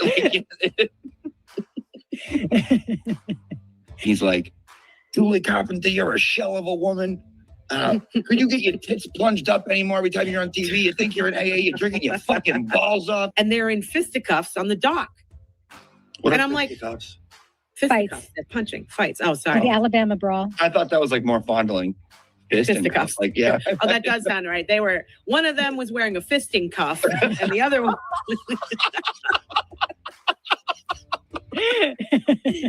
This, I was like, if they don't stop saying mother and father, and then when it gets to the point where Justin is talking to Kelsey's mom, Lauren, and then it's like the mother's mother. Mother's mother called father's father, and father said to mother. How did this happen? Well, Denise Galvin came over, as did Carrie Roberts and Jen What McCabe. I was thinking too. She was making the craziest arguments, and then she would sit there in silence, and she would be like, "So what do you have to say about that?" And you were like, "What do you fucking mean? What do I have to say about it? I just said I'm sitting in my car. I'm at the bus stop with my kids. What the fuck?" And she's just like, "I don't believe you, Turtle I Boy." believe you. I don't. This is a little tiny bit of breaking news. She did an interview yesterday. I think it was with Boston 10, and she let them know that she is going to be suing the North Andover Police Department. But you know what's really fucked up about that news? What? The North Andover Police Department responded to that Facebook post from Boston 10 and said, shocking. And her stepdad was like, are you fucking kidding? Oh, Like no, it's true. sarcastic. Yeah. Because she wasn't, and she's not like a true crime person at all. And she wasn't Yeah. like into it. She didn't even know that I was doing the readathon. She found this out later. And she's like, and she was talking about people she knows and law enforcement. She's like, so dirty in that part of the state. So dirty. You run cover for me in so many instances. It's wonderful. You can say it. We're like blood sisters. We're not like scissor sisters, but we're like blood sisters.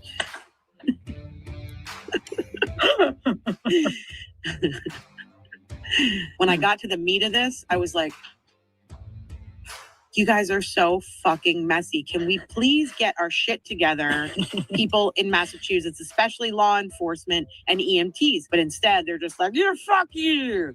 You know, I'm gonna take this baby. You'll never, and then blah, blah, blah, fall down the stairs. And it's like, I mean, It's very sad. I'm only laughing because of your impression. I'm not laughing because a real situation like that would I be funny. recognize this. This was my childhood. Pamela Anderson. Pamela Anderson. You think about the video. This was a long time ago. This was Oh, I before remember. you could like get doxxed on the internet. Nah. He's like, I remember. I bet you watched do. it earlier It today. was on a boat. It was on a boat. I'm like, I That's the remember video. it too. It was on a boat. I know. Stupid mistake. Good for What him. bothers me most is that his nipples are not Even. in the right place. In If you're either going of to have these fake pictures. ones, at least make them even. Emily, I might be 5 minutes late to that stream because I'm going to have to pee really badly before we go. And I have to go inside the house to do that because I am in the garage in my new pod in my sheet It looks shed. amazing. Thank you. Thank you. I am Harry And Potter. why do you have to go under the inside to do? stairs. Is there something wrong? No, I have to pee. I can't pee in here. Oh, I see. I And see. he just didn't know how to handle her. Dude, before when she's like pulling in the driveway, he's like ripping a shot. Yeah. ripping a shot. He's Yeah, like- he didn't know he's what like- the fuck to do. He probably didn't even remember it. Mel got it. Hey, how are you? No, it's really Crazy. great. Thanks for coming over. I think you're We're just crazy. I do enjoy it though. We have a good time. Okay. Back to okay, we're getting into the cross here. Thanks for letting me have a little break here, guys. Sorry. Had to make a phone call. We got 2 hours. Wow, we're doing really well. Wow. We're like halfway through this. We might actually get through this before I have to come back at 3:00. I mean, I wouldn't mind coming back at 3:00, but we might actually get through this. Okay, we got a couple more people that came in, which I'm happy about. Hey, Kendra. I think Kendra's been in here though. Hey, Wendy. Wendy says I'm a little behind, but watching Edrick in the interrogation has me in tears for him. Yeah, you can just tell he's like, excuse me, me? You're saying I murdered somebody? Are you crazy? Yeah, I thought I would break it up with a little bit of laughter because this is so heavy that what we're watching. Thanks for being here, Diane. I hope you have a good day if you're not able to come back. Let's see. Thank you, D Cools. Like I said, we do have fun on the show, even though we talk about really hard things. Oh, that's very sweet of you, Jen, that we both have really nice hair and we look like we stepped out of a shampoo commercial. Not today. I'm wearing a hat because I did not have time. I had carpool this morning and I ran home from carpool and jumped on here. And so I threw a hat on. I didn't even put any makeup on, but this is, sorry guys, this is what you get. Okay, let's get back into the cross. I'm very excited about this. Let's go Cruz. Even though I know that they don't win, I still want to hype up Cruz because he's excellent. He's so smart. He's so kind. And I think he did put on a really good case. He tried so hard to represent his client, so hard. And he was just shot down at every turn by the judge. And I think that I want to send this case over to my lawyer friend Matt, who is Pam Smart's attorney. He's an amazing post-conviction attorney, and I'd love to get his take on this. Maybe I'll have Matt on the show to talk about it. He's such a good guy. Amanda is at Target but listening. Oh, thanks, Sherry. Thanks for all you do. Las Vegas, Nevada. Thanks for being here, Sherry. He is a good person, unlike the DAs. Yeah, I mean, in general, I don't think that DAs are bad people, but I do think that their main goal is winning at all costs. And I think it's supposed to be that they want to get to the truth and they want justice for victims. That's the way it's supposed to be. But from what I've been seeing lately in all the trials that we cover, so many of these DAs, they just want to fucking win. They want a winning column on their record. I think about the Veronica Rodriguez case a lot. The DA in that case was a shit show. She's a horrible human being, in my opinion. And she just wanted to win. She just, she likes her 100% conviction record and it sucks. That's not what DAs are supposed to do, you know? Lawyer, you know, TC Nerd says, lawyer, you know, that says that in 10 years, Cruz with more experience will be a superstar. Yeah, I think he's getting there already. I think he tried, you know, he went through case law. He made the right objections. He probably missed a few things, but in the heat of the moment with a case like this, you know, I think anyone would miss a few things. Yeah, I think he's going to be amazing. I think he's going to be helping a lot of people, hopefully. And I hope that he's able to, you know, eventually, I think all the work he did and with everything he put on the record in this case is going to help Edrick in his appeal process. All right, let's get back into it. Cross-examination of Jeremy Howell in his fucking Hawaiian shirt. Not wearing a Hawaiian shirt today, just that giant police badge on his lapel. Let's go, Cruz. Go before, is that correct? Yes, I have. And we can both agree that you watched it again in court and you heard it again in court. Is that correct? Yes, sir. Okay. In regards to speaking to Mr. Faust about the death in Deer Park, would you agree that Mr. Faust's response, as you heard here today in court, is the only time I seen that was in the newspaper? Yes. Okay. And he also continued, I ain't never seen that or nothing else about that girl. Is that correct? Yes. At that time, did anyone show him a photograph? No, sir. At that time or any time during the interview, did anyone tell him Ms. Baker's name? No, sir. I'd like to show you what I'm going to mark as defense exhibit 49, 50, and 51. Somebody else getting arrested or going to the hospital?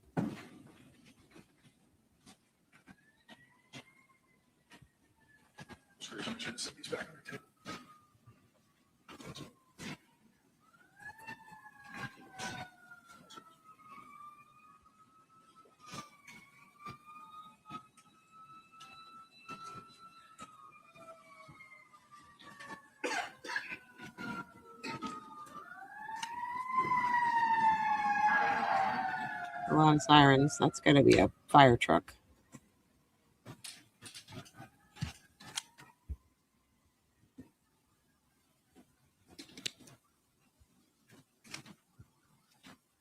And just to make it clear for the record and from the video, Mr. Faust said he'd only seen one newspaper article about it. Is that correct?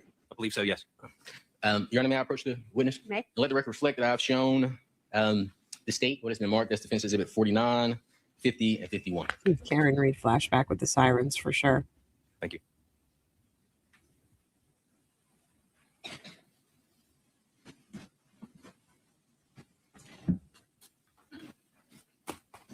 What are we looking at here? Wanted posters? Do you recognize the photographs? Posters? I do. Photo. And do you recognize those documents? Let me ask you that. Have you seen those documents in your case file? Yes, I have. And follow up to that, you reviewed your entire case file, is that right? I have looked through the entire case file. I'm familiar with the contents of the case file. Okay, perfect. Do you recall seeing those documents in the case file? I believe seeing numerous newspaper clippings and articles in it. This one specifically, I don't recall, but I do recall seeing numerous newspaper clippings in there. Sure. And the question I have for you is about the photo. Would it be fair to say that the photo of Ms. Baker in those documents that I provided to you is the photo that's mostly used when it comes to public information about Ms. Baker's case? I would agree with that. Your Honor, I would move to, and just make sure you are familiar with those documents. You looked at those documents. Is that correct? Yes, sir. Okay. Are those fair and accurate depictions of the documents that were in your case file? I believe so, yes. Have those documents been altered in any way? I don't believe they have. Your Honor, I would approach.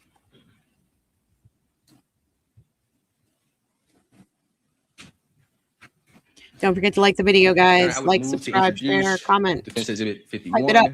Well, Defense not Exhibit this one, 50, but and our Defense other Exhibit 49 videos. as evidence. And I would ask to be able to publish the same to the jury. Any objection?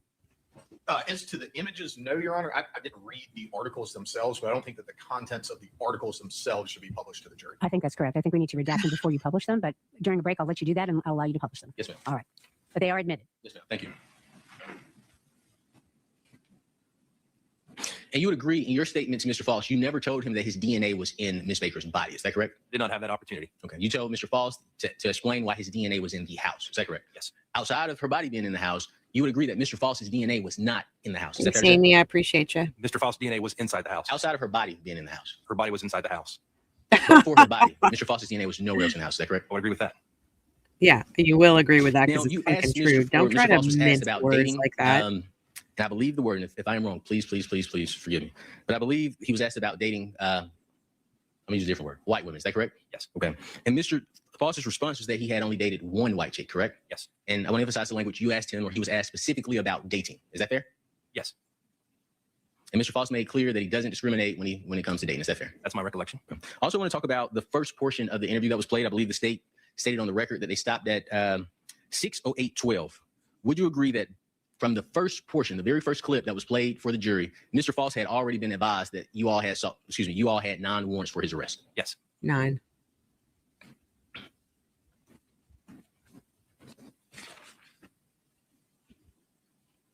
I can't even imagine being The second clip that was played in regards to the conversation with Mr. Faust. Because Mr. I Faust probably had been wouldn't advised be. at least twice by the time we got to the second portion of the state's clip that I'm you a all had 9 privileged warrants for his white arrest. Is that fair? Yes.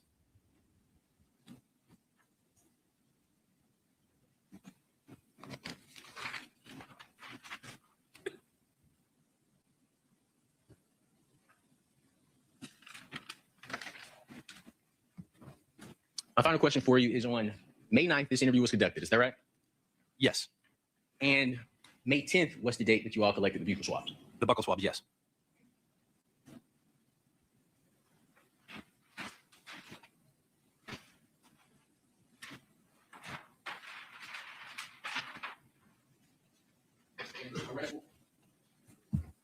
The arrest warrants were obtained on May 9th as well before the interview. Is that correct? Yes.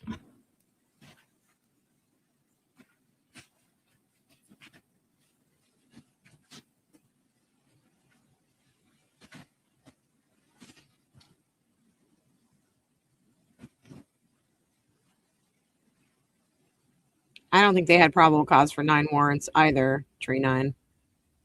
Just make sure I have this accurate. Interview takes place on I May mean- 9th. Arrest warrants secured on May 9th, but arrest warrants were before interview. Is that fair? They didn't And have after that, May 10th, arson Buccal or swabs were obtained on the burglary. next day, yes. They didn't Thank have you so much. anything Those on are the him questions for I have that. you. Thank you. Any What? redirect of this That's witness. all the questions? What? No, Your Yes, Honor. you may step down. All right, What? it's 12:30, ladies and gentlemen. A very good time for a lunch break. I'm going to send you to lunch and ask you to return at 1:45, so an hour and 15 minutes. As I've said throughout this entire time, please, of course, don't discuss the case with anyone. Wow. Don't do any independent research on your cell phones or computer or any other manner. Don't go to any locations, of course, you may have a hearing out of that. Enjoy lunch. We'll see you back here at 1:45. Thank you. Okay. I guess we're on a lunch break.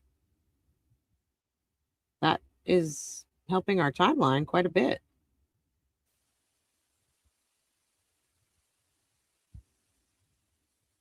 I wish she would wear a robe. She looks like a county clerk. Not that there's anything wrong with county clerks. I'm just saying, like, she doesn't look like a judge. Ugh. Welcome back, ladies and gentlemen. We are ready to resume the trial of State of Georgia versus Edrick Faust. SU 24CR0547. Is the state ready to proceed? We're ready, Your Honor. Is the defense ready to proceed? Yes, ma'am. All right, you may call your next witness, Mr. Bolden. Thank you. Let's say we call Zykiera Sims. Could you get Zykiera Sims, please? Thank you. She's FBI. No, sorry, not FBI. GBI forensic DNA analyst.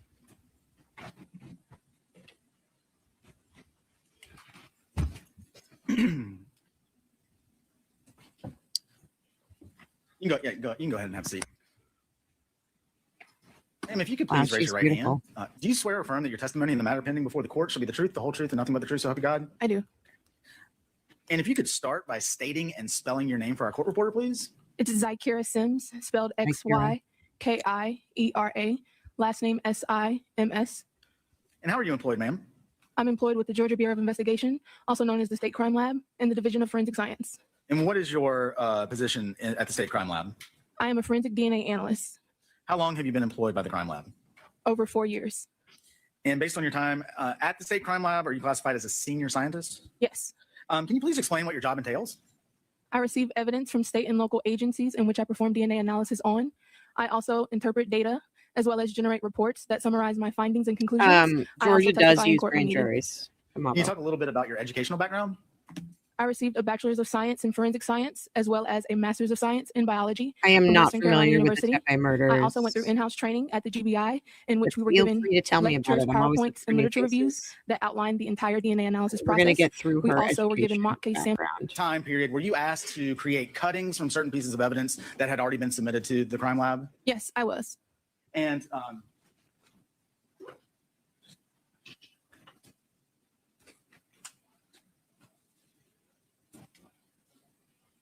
may I approach the witness, Your Honor? You may. All right. This is going to hand you first what has previously been marked or entered into evidence as State's Exhibit 25 and State's Exhibit 143. Have you already got your gloves on? Okay, excellent. Take a look at those. You recognize those items, right? I do.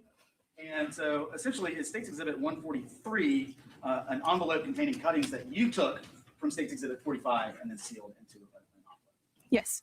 You recognize that by the unique DOFS case number as well as your initials, all on State's 143? Yes, the unique division of forensic science case number, as well as my initials and date. I'll take those back and swap them out. Same question here. I'm handing you what's been previously entered into evidence as State's 26 and State's 144. And actually, the same question. You recognize those names? I do. And just as before, Ms. Sims, did you take the contents of State's 26 and make cuttings of that, which you then placed into State's, I believe, 144? Yes, I did. And just as before, you recognize that by the unique division of forensic science case number as well as your initials and date of August 30th of 2024? Yes, I do.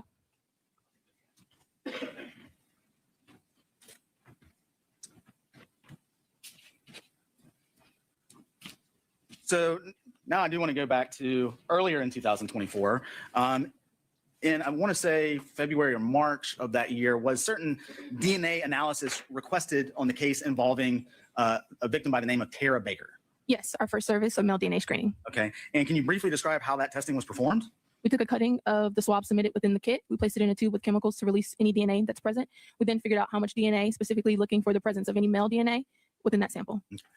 And I don't want to get too in detail about it, but what was the testing kit that you used to screen for the presence of male DNA in this case? We used a quantifier trio quantification kit. Okay. And if you know, ma'am, how long has that particular kit been used by the GBI Crime Lab? The GBI validated in 2017 and implemented it in 2017.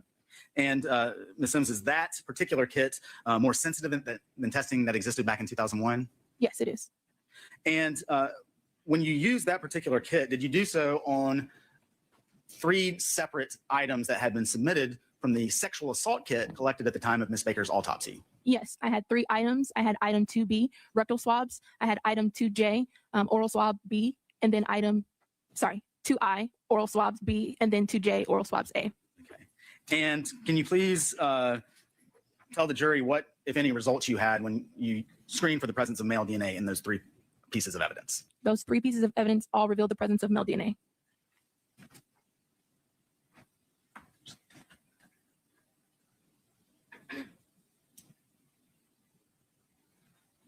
Your Honor. May. So this is basically going to be I do. These It witnesses is the telling male the DNA jury. screening report that I generated. Okay. Does that report accurately summarize the results of the male DNA screening test that you just described to the jury? It does. 163. Any objection? That basically Edrick's DNA can be matched by like an 800 trillionth, gazillionth, billionth. Moving forward, exact after match. You had Or just about. determined that there was an amount of male DNA present in each of those items, 2B, 2I, 2J. What was the next step that you undertook, ma'am? All 3 of those pieces of evidence items went on to a DNA typing request service. Okay, and if you could briefly describe how that test is performed. We took a cutting of each of those evidence item samples. We placed it in a tube with chemicals to release the DNA. We used a specific DNA extraction method that allowed us to separate into 2 fractions, one of which is non-sperm fraction, and then the other sperm cell fraction. We then figured out how much DNA was in those samples. We then made many copies of specific regions along the DNA, and then we separated and detected those copies and established DNA profiles. And so you very spoke a little smart. bit about fractions, and I want to talk just a little bit more in detail about that. Can you describe how this particular step in your analysis is able to separate I think you said sperm cells from non-sperm cells. Hang on a second, Mr. Bolton, if you'll just wait for just a moment.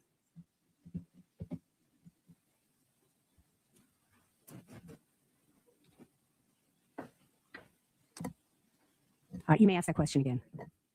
Ms. Sims, I believe my question was if you could speak in just a little bit more detail about how this differential extraction step is able to separate, I believe you said sperm cells from non-sperm cells. It's called a differential extraction, and it utilizes the structure of sperm cells to its advantage. So we start by taking the cutting, putting it in a tube with chemicals to release the DNA. This will be any non-sperm cells. Then we are able to move that to a separate tube and categorize that as our first fraction or our non-sperm fraction. All right, hang on just a moment, please. Yes, sir. We may need to send the jury out for this. All right, ladies and gentlemen, I'm going to send you into the jury room. Please don't discuss the case.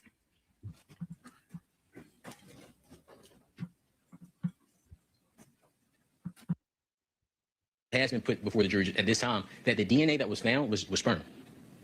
All right, thank you. Mr. Bolton, any response to the objection? All right.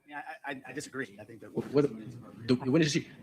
Ms. Sims, is there a GBI policy? Mr. Cruz, we're not going to go there. I'm sorry. But this is So I'm making a ruling about your objection. We have had a hearing outside the presence of the jury where this court ruled that this testimony is admissible. We've gone through a lot of this, and I'm going to overrule your objection. well. I actually this, Your Honor. We didn't get into sperm at the. I think I'll say this. I don't think I'm asking for at this time is an instruction to the jury. But if it's denied, if you're saying you're denying my request, I said that ruling. But I would ask if I could have the opportunity to flesh that issue out for the purposes of the appellate record if need be. Not at this time, Mr. Cruz, and I'm overruling your objection. Yes, ma'am. If you would like to submit some sort of jury instructions that we can talk about in terms of alerting the jury to your issues, we'll do that at charge conference. But this testimony has already been ruled admissible by this court at a previous hearing, and I'm not overturning that order. So Yes, that'll be all. Thank you. Anything else before I bring the jury in? Whoa. All right, you may bring the jury in. Thank you. Let me back up. Mr. freaking As Mountain Dew. policy, they do not refer to second fraction. But she's in charge, and you cannot have your cell phone on or out. Oh, for fuck's sake. But she's in charge, and you can.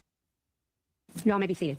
Before we get started, I just want to make sure that everyone in the courtroom has their cell phone put away and off. There's a lot of distraction going on from people coming and going in the courtroom to the outside and back again, and it is very distracting.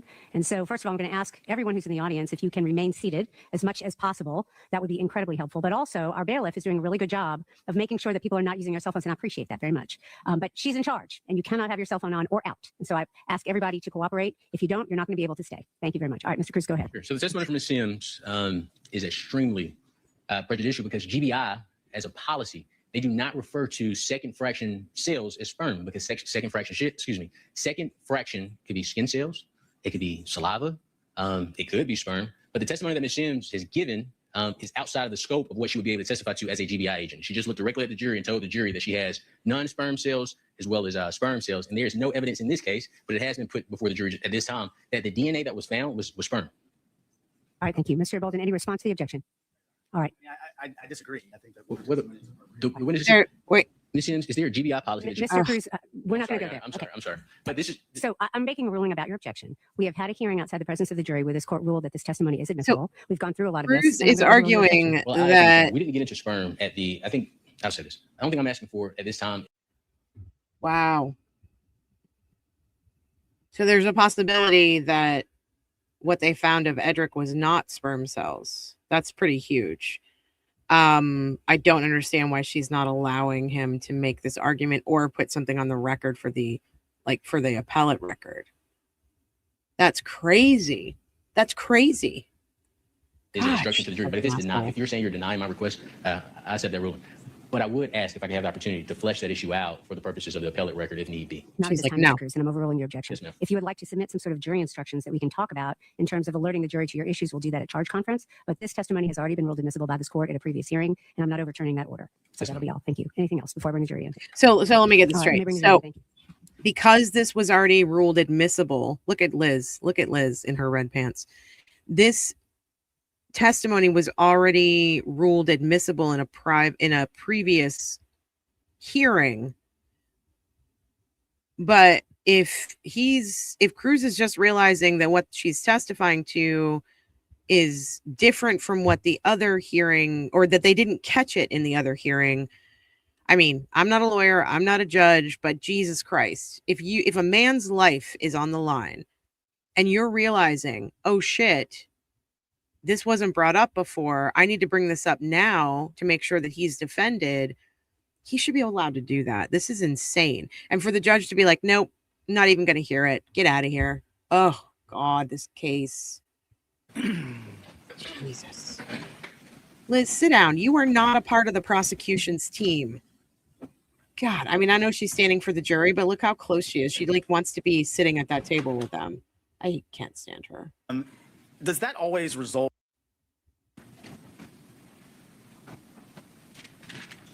You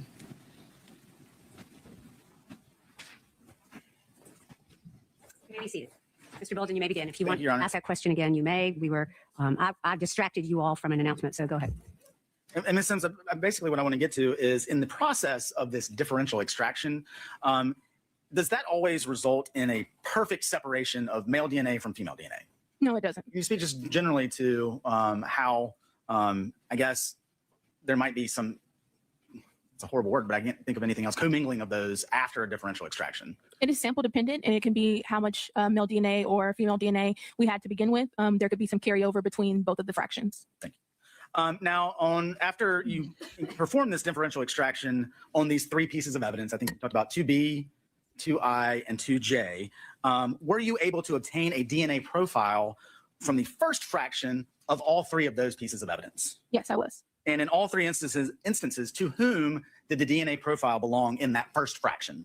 The DNA from the first fraction of 2B, 2I, and 2J all match the profile of Tara Baker. Now, as it relates to the second fraction of each of these pieces of evidence, I think maybe we should go one at a time. So I want to speak first to item 2B, which is the rectal swab. You may. What is happening?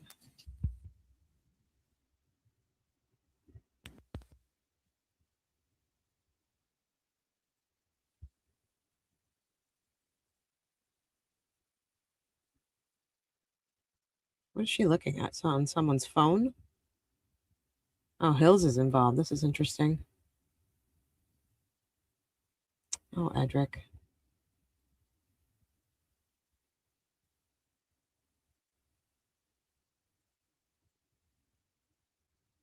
I wish she could just go up there like Karen Reed did. I don't know if they allow that in this court, but I wish she could be a part of his defense.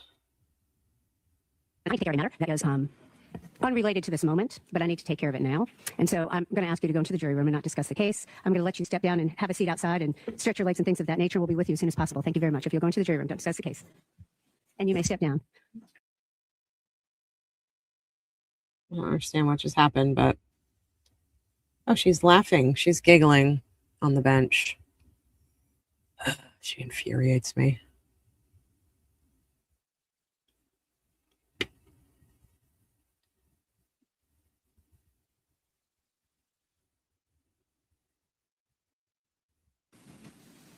Mary's back.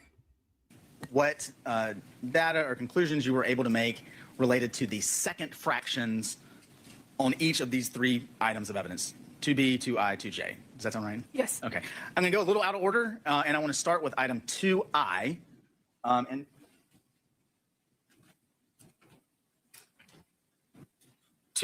is that you have that marked as oral swabbings B? Yes, that's what it was labeled as. Okay.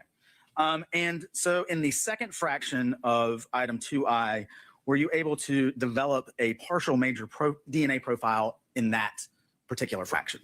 Yes, the DNA was obtained from at least two individuals, and a partial major DNA profile was developed that could not be contributed to Tara Baker or Chris Nolan. And was that partial major profile obtained that you said did not belong to Tara Baker, did not belong to Chris Melton, was that eligible for entry into CODIS? Yes, it was. Okay. Is CODIS a national database of DNA? It is. And are there approximately 23 million samples in CODIS as of December 25? Yes. And once an item is entered into CODIS, is it compared on a routine basis to other profiles found in that database? Yes. Okay, now I'm going to go back to 2B and 2J. Did you obtain information related to DNA profiles or potential DNA profiles in each of those items? Yes, DNA data was obtained from the second fraction of both of those items. However, due to a complex mixture and low-level data, it was sent off to TrueAllele analysis. Okay. And would that be for each of those 2B True Gold. rectal swabs and That was the 2J, California forensics I company. believe, that's where I get really confused. Oral swabbings A? Yes. And you mentioned that those were forwarded over to TrueAllele. Ms. Sims, are you trained in TrueAllele? No, I am not. Okay, and so that data, then just to be clear, was forwarded TrueAllele, apparently not TrueAllele. forwarded to another scientist who is trained to use TrueAllele? Yes. What's TrueAllele? And just like before, Ms. Sims, as it relates to the DNA typing that you were able to do in this differential extraction process, did you create a report to summarize your findings? Yes. Just like before? Yes. Okay.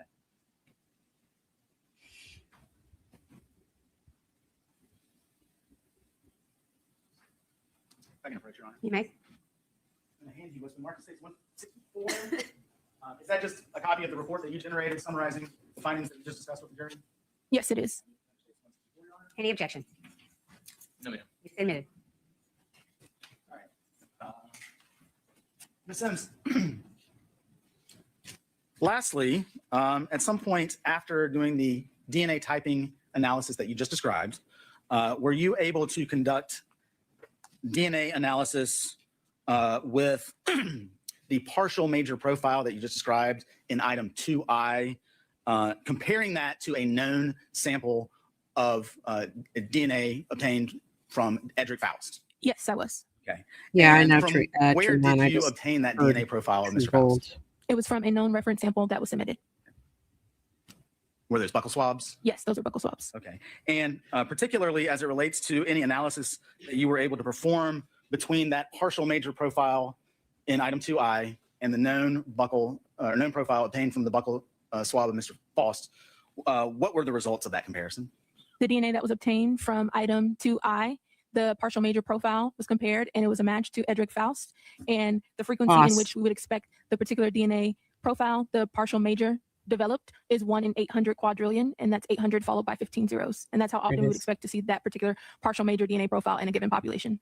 So 1 in 800 quadrillion, did I get that right? Yes. And if you know, ma'am, approximately how many people are located on the planet? Approximately 8 billion.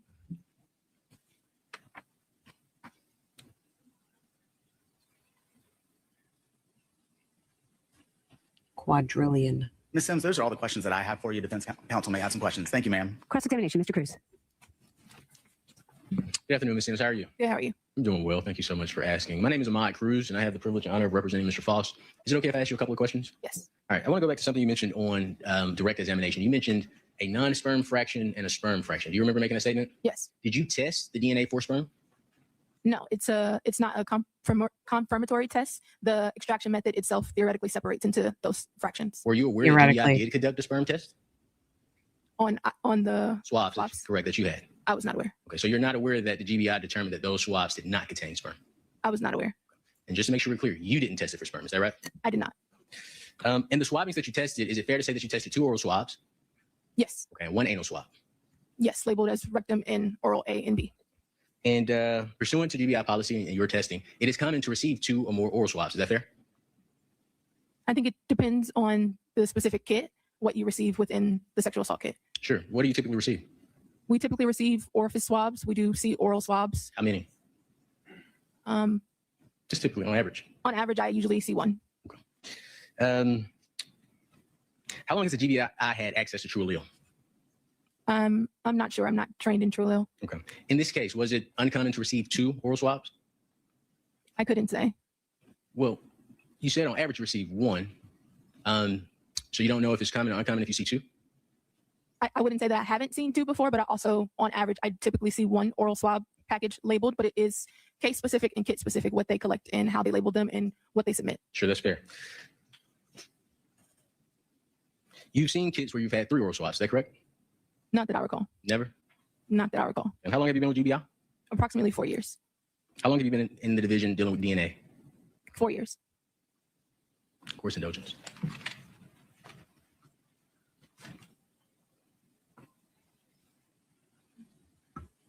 No further questions. Thank you. Any redirect, Mr. Bolden? Yes, Your Honor. Go ahead. I forgot. My apologies.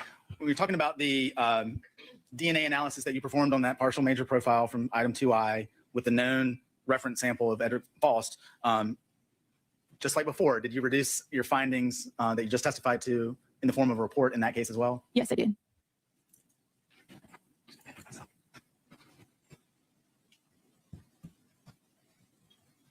Approach the witness, Your Honor. Okay. This is case 165 in Sims. The Is that just a copy of your report related to the comparison that you did between that partial major profile and the known sample from the defendant, Edrick Faust? Yes, it is.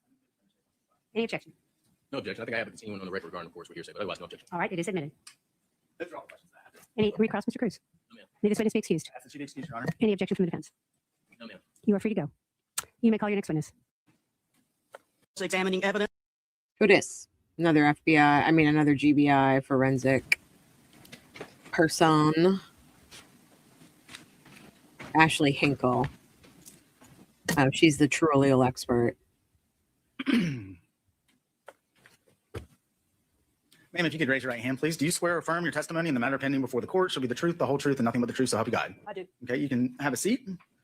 Now we're going to get through her education and all that. Liquid nucleic acid is found throughout our bodies, and what's DNA in a tube is the end product, and that is quantified on different that is inherited from a mother and a father. And It's gonna be hard to listen information, to the after I tell. genotypes and the probabilities are compared. In one of your earlier answers, but what would prompt one to use TrueAllele, or when is it appropriate to use TrueAllele to analyze DNA obtained from a piece of evidence? We use TrueAllele when the other methods we have to separate DNA into individual contributors. We're not able to do that. In order to separate a DNA mixture into individual contributors, there must be an imbalance between how much of DNA each person contributed, so that these little peaks that we look at are different in size. This difference in size can allow us to separate a complex mixture into individual contributors. We can also up to 3 individuals in a sample. If there is one major contributor, we can separate that major contributor. But if those methods don't work, then we Be right can back, use the guys. TrueAllele software system. Gotcha. Can you talk a little bit about any TrueAllele training that you've had? My TrueAllele training started around 2017. We implemented TrueAllele in 2018, but it consisted of reading background information on TrueAllele, a small weekly presentations by the individual who developed the software and the company called Cybergenetics. We also practiced with mixtures where the contributors were known. These mixtures consisted of a mixture of DNA from individuals, most of them employed in the lab. So practice and literature review, because this was the first time we were using this software in the lab. Has TrueAllele been validated by the GBI crime lab to interpret low levels and or mixtures of DNA collected from items of evidence? Yes, it has. And has it also been subject to validation studies and peer review outside of the GBI crime lab? Yes, it has. It's been used by other labs, so there have been other validations before they must use it before they're allowed to use it in casework. Do you receive ongoing training outside of anything that you already spoke about as it relates to TrueAllele specifically? The TrueAllele people, not everyone in the lab is trained in TrueAllele. So our group, we do meet and have, we discuss any kind of issues we have, our suggestions for improvement, and also new literature we read and discuss. Have you used TrueAllele software to interpret DNA samples? Yes. Any idea how many times? Oh, hundreds. Ms. Hinkle, have you testified in court before in the fields of forensic biology, forensic DNA analysis, and TrueAllele or probabilistic genotyping in general? Yes. Approximately how many times? Approximately 300. Your Honor, this time I would tender Ms. Hinkle as an expert in forensic biology, forensic DNA analysis, and TrueAllele analysis. Any objection by the defense? No, ma'am. All right. This witness is admitted as an expert in the areas of forensic biology, forensic DNA, and TrueAllele analysis. You may continue. Thank you, Your Honor. Ms. Hinkle, before we get into TrueAllele, I know we just spent 10 minutes or so talking about TrueAllele, but before we get into that, I want to ask you about something else. In this case involving a victim by the name of Tara Baker, were you recently asked to review a report that was generated by a former GBI forensic biologist by the name of Cynthia Wood, specifically DNA analysis that she conducted on certain pieces of physical evidence back in 2010? Yes, I was. Okay. And if I didn't make it clear, is Ms. Wood still employed by the GBI? No, sir. She's no longer in the state. What actions did you take to review Ms. Wood's analysis? I reviewed her data, and I used it to write the report. So it was just a paper review of what's the information in our computer system that was available to reach my own conclusions and write a report. And just so the jury understands, what items of evidence were analyzed by Ms. Wood back in 2010? There was a ligature, which is item 6. There was a knife, item 15, as well as a bloodstain card labeled Tara Baker. Okay. And did you have the opportunity to review the data that Ms. Wood relied upon to form her conclusions as to those pieces of evidence? Yes, I did. And based on your observations of her data and results, were you able to form your own conclusions as to DNA analysis that was performed on both the ligature and the knife? Yes, I did. Was a DNA profile obtained on both the ligature and the knife? Yes. Were you able to determine whose DNA was present on both? Yes. On each of those items, how many profiles were present? Just one. And to whom did that profile belong? Tara Baker. Did you make a report that kind of summarized your observations and review of Ms. Wood's data from back in 2010 that you used to come to your own conclusions? Yes, I did. If I can approach, Your Honor. Okay. This is page 166. Is that the report that you generated after kind of going through the process of reviewing Ms. Wood's work? Yes, it is. Any objection, Mr. Cruz? No, ma'am. It is admitted. Ms. Hinkle, now we will go back to TrueAllele. Were you asked to perform TrueAllele, excuse me. Bear with me. And so let's put aside the review of Ms. Wood's report now. In this case, were you also asked to perform certain DNA analysis using TrueAllele that you described just a few minutes ago? Yes, I did. Could you please explain what data you received and how you used that data to run it through TrueAllele? First, I received the data from the second fraction from the rectal swabs, oral swabs B, and oral swabs A that were from the sexual assault kit of Tara Baker. I used reference samples to make a comparison, and those were of Tara Baker, Chris Melton, and Edrick Faust. And then actually, I think, was there a time that you used TrueAllele to interpret this data, but without the known reference sample of Mr. Faust? Yes, my first report was issued without having the reference sample of Mr. Faust. And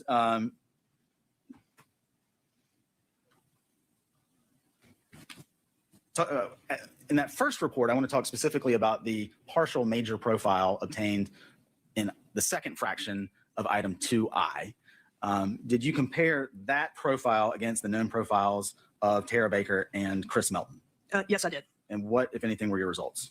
For the second fraction from the sample from 2I, there was a major contributor. Chris Melton is excluded. He was approximately 300 duodecillion times less probable than a coincidental match to an unrelated person in the population. Tara Baker was also excluded, 1 tridecillion times less probable than a coincidental match to an unrelated person in the population. And what was that report dated, Ms. Hinkle? That report was dated May 2nd, 2024. And so lastly, Ms. Hinkle, I want to turn your attention to a time when you used TrueAllele to analyze pieces of evidence. However, this time with the additional, I guess, information that was in the form of a known DNA profile from Edrick Faust. Yeah, it seems like that. And Gets to testify to another person. were you able to run a it. subsequent TrueAllele test, excuse me, involving items collected from Ms. Baker's sexual assault kit, 2B, 2I, 2J, with the known reference samples of both Chris Melton and Edrick Faust? Yes, I used the information, the data that was already generated when I wrote the first report. All I had to do was compare it to the reference samples. All you had to do. And cool. What we'll go through each item of evidence and talk a little bit about the is it likelihood ratio? Am I getting that terminology correct? The likelihood ratio that was reported for each. Let's start with item 2B, which is the rectal swabs. Can you tell the jury what information that you were able to learn about the second fraction of item 2B? The second fraction from the rectal swabs, 2B, there was a match between the data from the second fraction from the rectal swabs and Chris Melton. This match is approximately 60,000 times more probable than a coincidental match to an unrelated individual. And the comparisons between Tara Baker and Edrick Faust between their reference profiles is inconclusive because meaningful match statistics were not obtained. That's just our way of communicating that their results fell within an inconclusive range, where during our validation, we had false matches and false exclusions. So in between this range, we do not report a match or an exclusion. Gotcha. Ms. Hinkle, based on your training and experience and coupled with the results of TrueAllele on item 2B, the rectal swabs that you just described, is there anything in your opinion that might be significant in finding someone's DNA being present in this particular piece of evidence aside from that individual engaging in anal intercourse? Besides from anal intercourse, it is not unusual for there to be drainage from the vaginal area into the rectal area. Also, go with the wiping drainage from one again. area to another can transfer the DNA so that even though there's not anal intercourse, an individual's profile can show up in the second fraction of a rectal swab. Is there anything else based on casework that you've done that might be significant in, again, finding someone's DNA in this particular orifice? There's another way for DNA to be transferred from the vaginal area to the rectal area. That would be transferred by another individual. For example, I worked a case and that has already gone to court, but it involved an individual who was tied down and sexually assaulted a female. And then her girlfriend knocked on the door to find out where she was, and she was dragged in and sexually assaulted.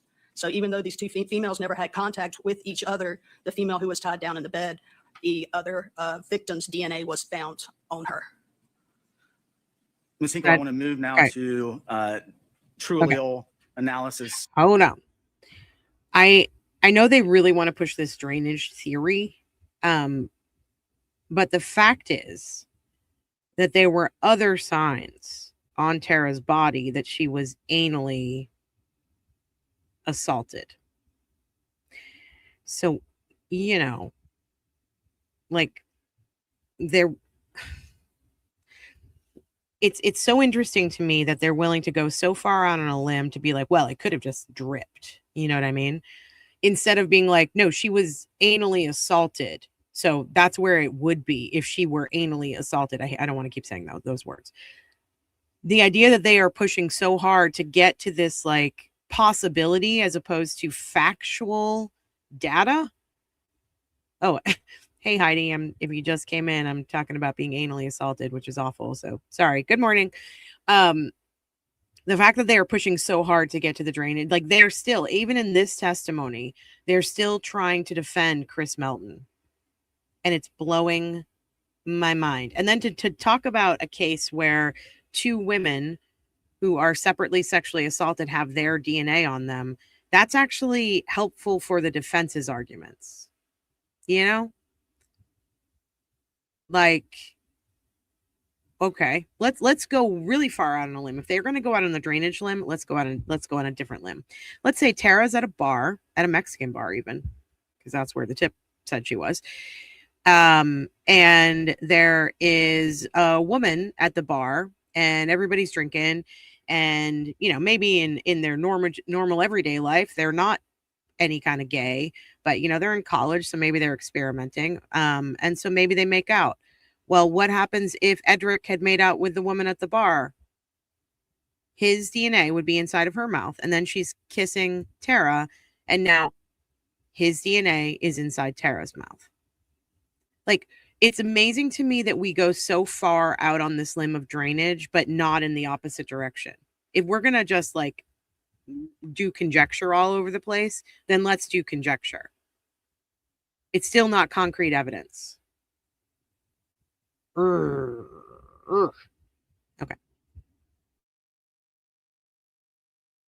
As it relates to item 2I, can you describe for the jury the results of your DNA analysis using TrueAllele on that particular piece of evidence? For the second fraction from the oral swabbings to I, there was a major contributor. The match with this major contributor data from the second fraction from the oral swabs and Edrick Faust. This match is approximately 30 octillion times more probable than a coincidental match to an unrelated person in the population. And due to limited data, no conclusive determinations could be made about the minor evidence genotype from the second fraction from the oral swabs. And there were at least 2 individuals in that DNA mixture. To include, as you just testified, the likelihood ratio, one of those being Mr. Faust, am I understanding that? Correct. The major contributor was a match 30 octillion times more probable to Mr. Faust. 30 octillion, can you speak a little bit to the size of that number? Octillion is 27 zeros, so 30 would be an extra zero, so 28 zeros is a large number. Lastly, Ms. Hinkle, I want to move on to item 2J. Can you speak to the results, if any, that you obtained using TrueAllele on item 2J? For item 2J, there was a match between the second fraction from what was described as oral swabs to Chris Melton. This match is approximately 8 knots as far as the there still being enough male DNA present in the oral cavity for us to test. Pretty much your coworker. No, I do not. You- Oral, rectal, and vaginal.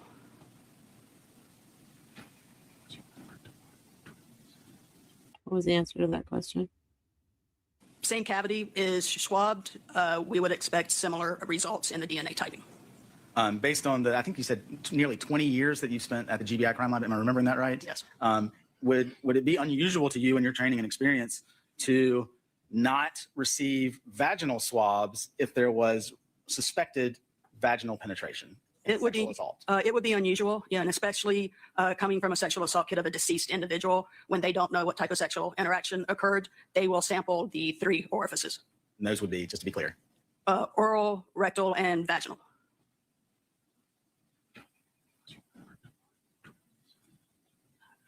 No further questions. Ms. Hinkle, those are all the questions I have for you, ma'am. Defense counsel may have some questions. Thank you. Cross-examination, Mr. Cruz. You're doing all right on time. This is amazing.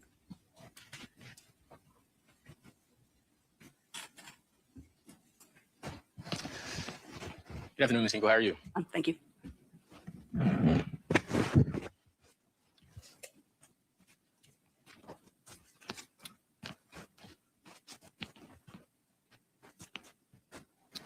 My name is Attorney Ahmad Cruz. As you know, we've had opportunity to speak, and I represent Mr. Edrick Faust. Is it okay, Ms. Hinkle, if I ask you a couple of questions? Of course. Okay. We agree that you've been with GBI for 20 years. Is that correct? Almost, yes. Okay. And you have a supervisory position. Is that correct? No, I do not.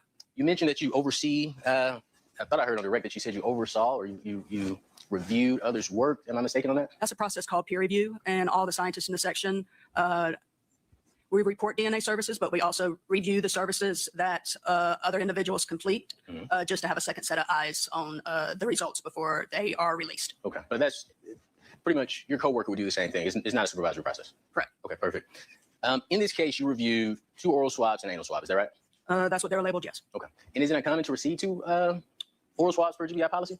Sorry? Is it uncommon to receive 2 oral swabs per GBI policy? 2 separate sets. It's not really a GBI policy because it's collected by other individuals, but it would be unusual to receive 2 sets of oral swabs and no vaginal swabs. Is it possible that the vaginal swabs may have been, well, you wouldn't know. What year did you test these items? It was recently, so the TrueAllele was in 2024. Okay. So you don't know if the absence of a vaginal swab is due to a loss? I can't say. I wasn't there. That's fair. That's fair. But you have seen cases where you've seen 2, 4 oral swabs, things of that nature? Usually if there's multiple swabs, they're within the same envelope and not in separate envelopes. These were in separate packages that you received, A and B? Those, yes, separate envelopes. I'd like to talk to you about the DNA obtained from the second fraction from the rectal swab. Is that fair? Yes.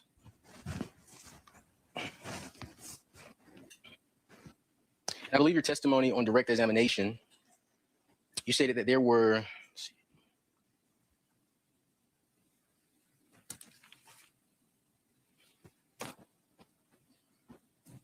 at least 3 individuals in the DNA mixture? Correct. And Mr. Melton's DNA profile was the only identifiable DNA profile. Is that correct? Correct. And 1 in 65,000, that's still a strong likelihood ratio. Is that correct? It's 1 in 60,000. And based on our validation, any match over 1 in 10,000 times more probable is what we report, because we observed no false matches over 10,000 times more likely. So yes, it is a match. It's on the lower end, but it's still, based on our validation, should not be a false match. Okay, that's fair. And you stated that in regards to the inconclusive range, you can't give an opinion whether a person is present or not present there. Correct. And is it fair to call Mr. Melton's DNA that was identified in the anus as male second fraction DNA? Is that fair? It was in the second fraction, yes. Excellent. And you didn't test this fraction for sperm, is that correct? Correct. And is it fair to say that second fraction DNA could be sperm, skin cells, blood, or saliva? The aim is to obtain only a profile from the sperm, but there can be some crossover of other types of DNA, other types of cells into that second fraction. So it's difficult to say. Yes, ma'am.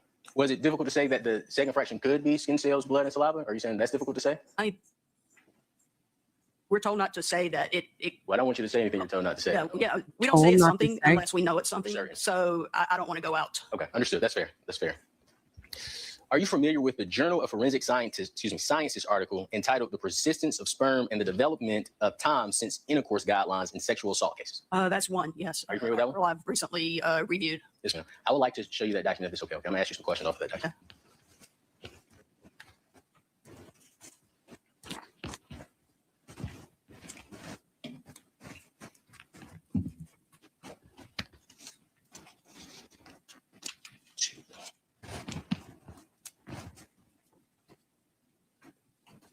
Let the record reflect that I'm showing the state what has been marked as Defense Exhibit 52.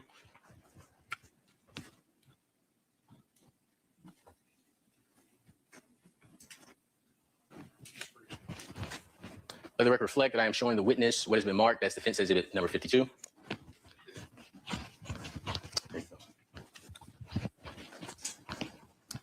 And Ms. Hinkle, please take your time, review that document. Once you're comfortable that it is accurate, it hasn't been altered in any way, please look up for me.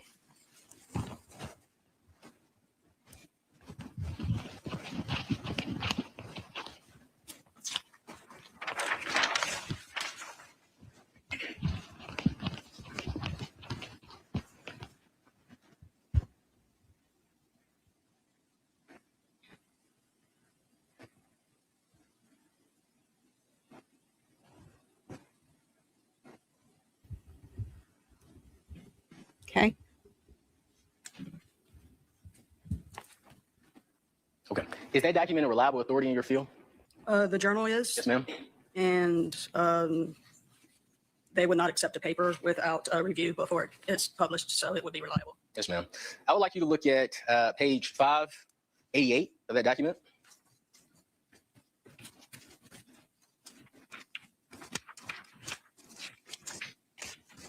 I'd like you to look at the last paragraph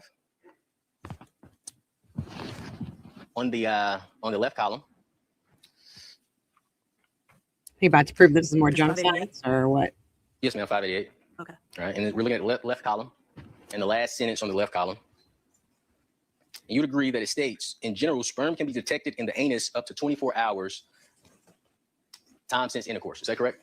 That's what it states, yes. Okay. And it says sperm can persist for over 2 days after intercourse. Is that correct? 2 days after anal intercourse. Yes, ma'am.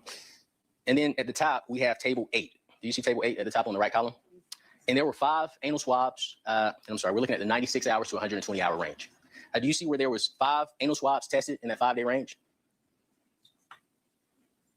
There were 5, yes, that were tested after that range. Okay, and all 5 came back as negative for the presence of DNA. Is that correct? Yes. In the middle of that paragraph, and we're on the right side now, it says the expectation. I'm sorry, we're at the. I'd like you to go to the 4th sentence, the first paragraph on the right side of the document. And it starts with the expectation of finding. Do you see that, Ms. Hinkle? Yes. It says the expectation of finding anal swabs positive for, and I'll just say DNA instead of that word, at a time since intercourse of less than 48 hours can be considered low. And the expectation of finding DNA at time since intercourse greater than 48 hours can be considered extremely low. Is that correct? Well, it was expectation of finding sperm greater than 48 hours can be, yes, that's what it says. And 2 sentences down, it says our experience at FSI, which is the journal, is that it is unlikely that sperm would be detected on internal swabs beyond a TSI, which is time since intercourse of 24 hours. Is that correct? Their experience at the institution that did this study, correct. Are you also familiar with course indulgence? The Canadian Society of Forensic Science Journal article providing evidence-based opinions on time since intercourse based on body fluid test results of internal. Same, Amanda. Same. Course indulgence. Welcome, keeping it real. Amanda said he's doing a solid job of creating a defense through his cross-examination, which the jury And would I'm have marking picked this up on when document he was as defense exhibit. and they didn't.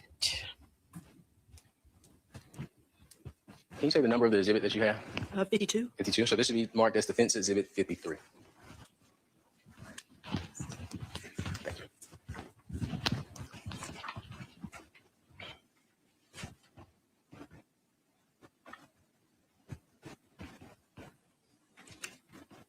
Oh, that is the wrong copy. I am so sorry. That is my copy. Yeah, that's the wrong copy. This is your copy. There you go.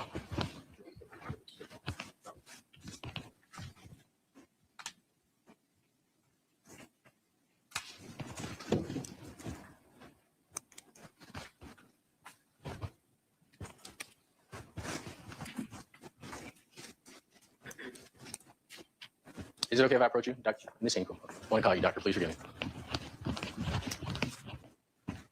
And please take your time and look over that document once you've had opportunity to look over it and make sure it hasn't been altered in any way. And You recognize it, you can look up.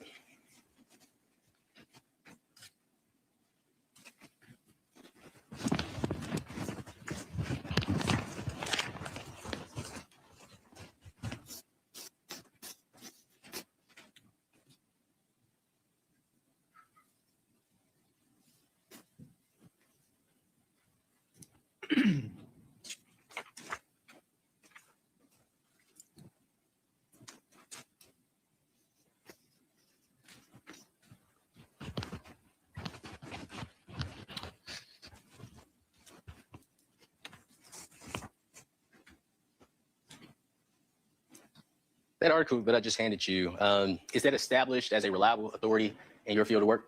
The journal, yes, and they wouldn't accept an article, an item for publication unless it is valid.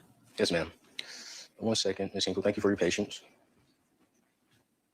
3 more minutes. And you're familiar with the Canadian Science of Forensic Sciences, the Canadian Society of Forensic Science Journal article providing evidence-based opinions on time-sense intercourse based on body fluid testing results of internal samples. Is that correct? Yes. I would like you to look at page 61.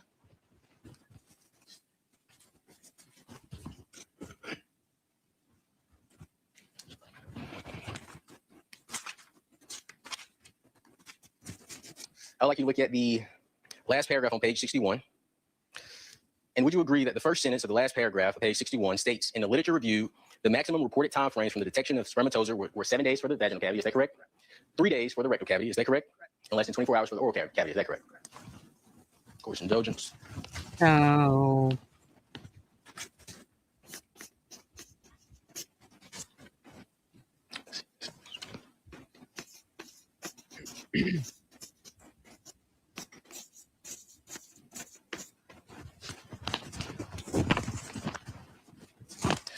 Were you asked to conduct any DNA testing on hairs found on Ms. Baker's body? I was not. Is that a capability that It reminds me of an older it is one version answer. of Mel. I have another question. Any redirect, Mr. Bolton? You were asked several questions on cross-examination about the detection period. Of the detection period for male DNA in a rectal swab after anal intercourse. Going back to the case that you specifically Why are we referenced on calling direct it anal examination, intercourse? where an individual was able to Seems very obvious. transfer Great. DNA from one victim to the next. In that context, would that reset, or not even reset, would that start the detection period for potentially DNA being located on an anal swab? Does that question make sense? Yes. I mean, it's possible for an individual to transfer fluids from the vaginal into the rectal area if there is insertion in both areas. So it would kind of restart the clock, so to speak, as far as the time frame. That's all I have. There Thank was you. sexual assault Excuse me, any request to anally. excuse? Come on, you Ms. Cruz, guys. excused. I would ask that she be excused, Your Honor. Any objection, Mr. Cruz? No, ma'am. You are free to go. You may call your next witness. We Your Honor, have state rest. another miss. All right, ladies and gentlemen, I'm going to take up some matters outside your presence. If you'll go into the jury room, don't discuss the case. We'll be with you shortly. State rests.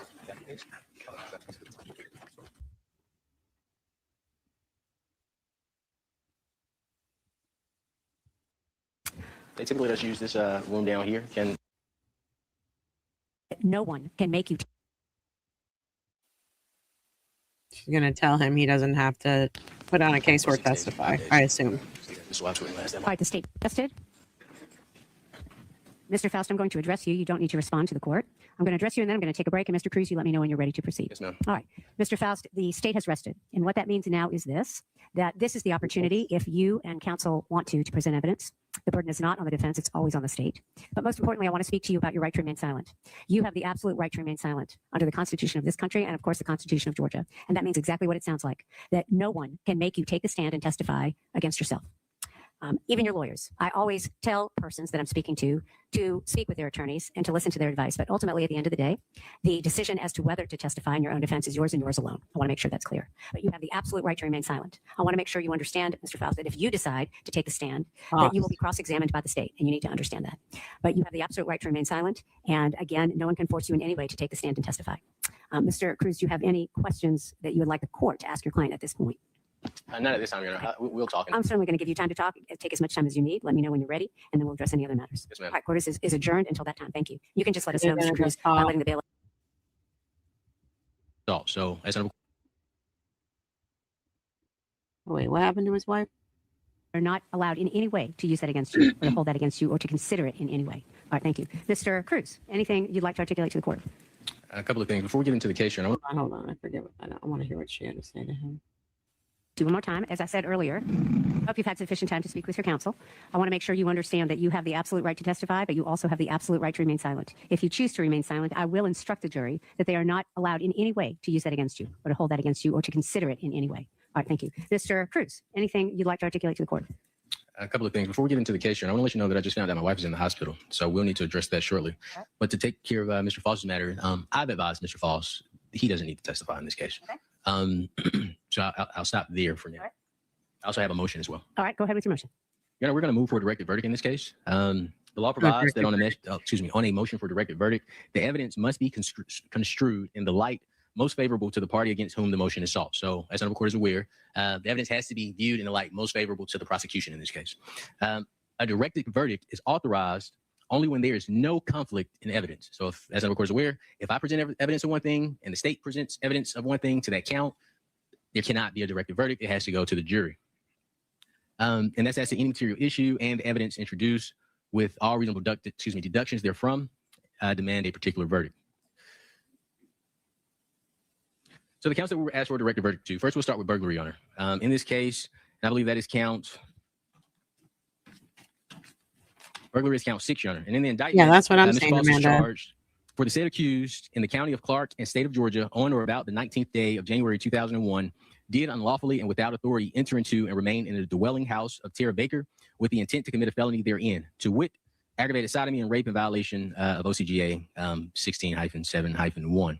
The evidence in this case presented in regards to the burglary count as I want to go through this with y'all instead of listening to it because I want to make sure that we both understand it together. I'm sorry, I have a really bad tickle in my throat today. So Cruz is arguing under the law that a directed verdict is required when there is no conflict in the evidence. He argued the state produced absolutely no evidence putting Faust inside the house. No evidence whatsoever. None. Zero. Zilch. And we've watched this whole trial and we know that to be true.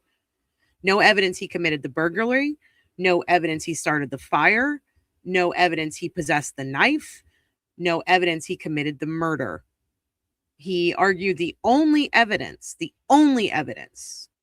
state produced was Faust's DNA inside the victim's body, which is why he did not move for a directed verdict on the oral aggravated sodomy or rape charges. And then the state's going to respond to him, and the state's going to say they overwhelmingly met their burden. Bullshit. They pointed to the eyewitness. This is insane. The fact that they think that their eyewitness testimony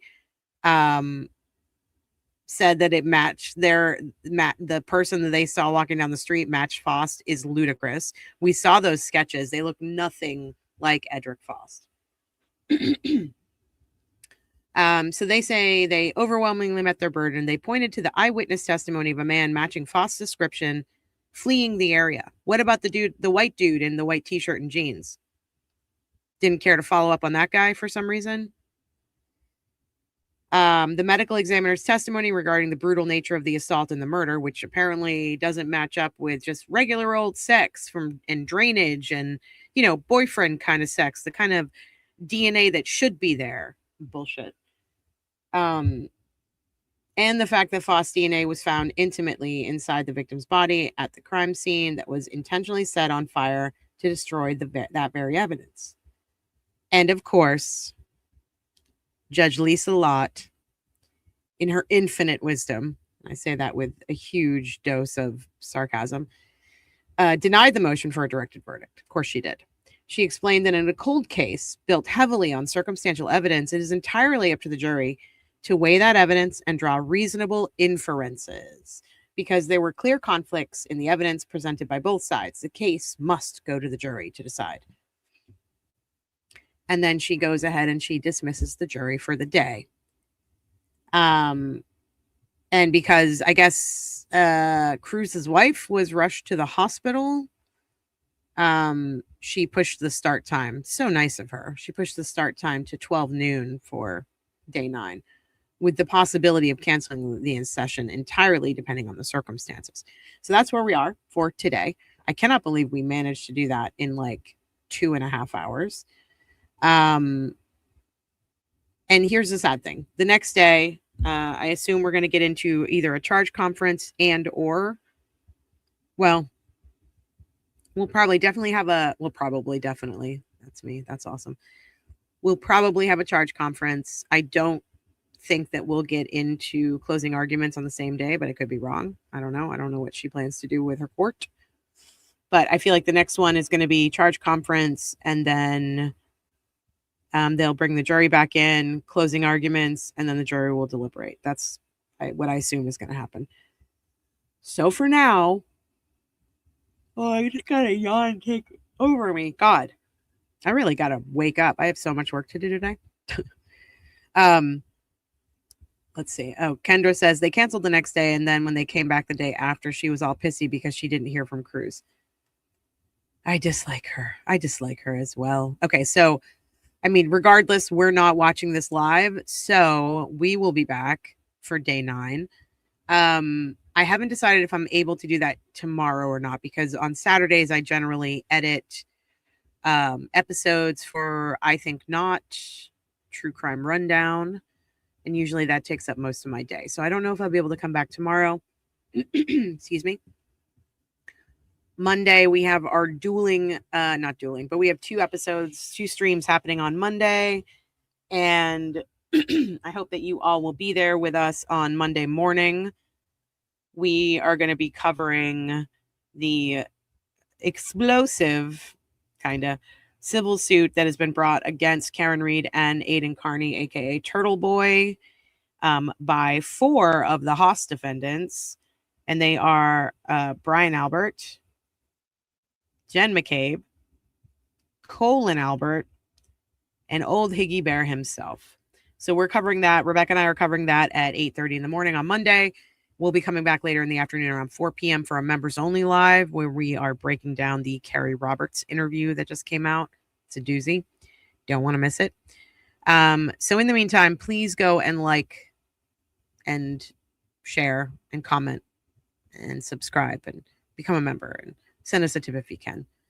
Also, we have merch out. The merch store is on the main page. Oh, big news. I should have mentioned this earlier. So many of you know us from the Readathon, which was the show that Rebecca and I did. Well, I came into it late, but Rebecca and I did dozens of episodes together, mainly starting at the second Karen Reed trial. And it was behind a paywall for a very long time, and it was mostly a audio podcast. Oh my God. My yawns are like attacking me today. Sorry. Rebecca has kindly taken it out from behind the paywall and put it on our YouTube as an RSS feed. So you can actually go and listen to the Readathon episodes if you didn't listen to them before. And I think there are like 115 episodes. So have fun with that.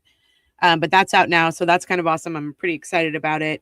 And like I said at the beginning of the stream, we are trying to work out a way to give our members episodes that don't have ads, but we have to like finagle it a little bit, and we have to like go around YouTube a little bit. So just want to put that out there. I really appreciate y'all being here. Please tell everybody about Edrick's case, and feel free to email me if you have any updates, or if you're close to Edrick and his attorneys. The email is somethingsoffpod@gmail.com. And I will see you soon. We'll see you for day 8. I cannot wait for the closings. Oh, hey, Diane, welcome back. I can't wait to hear Cruz's closing. I was really invested in his opening. I thought the DA was boring as all hell and was making weird hand movements. But anyway, all right, go tell everybody about this case. Go tell everybody about our channel. Let's get some more eyes and ears on this thing. And if I don't see you over the weekend, I hope you have a lovely weekend. And I will see you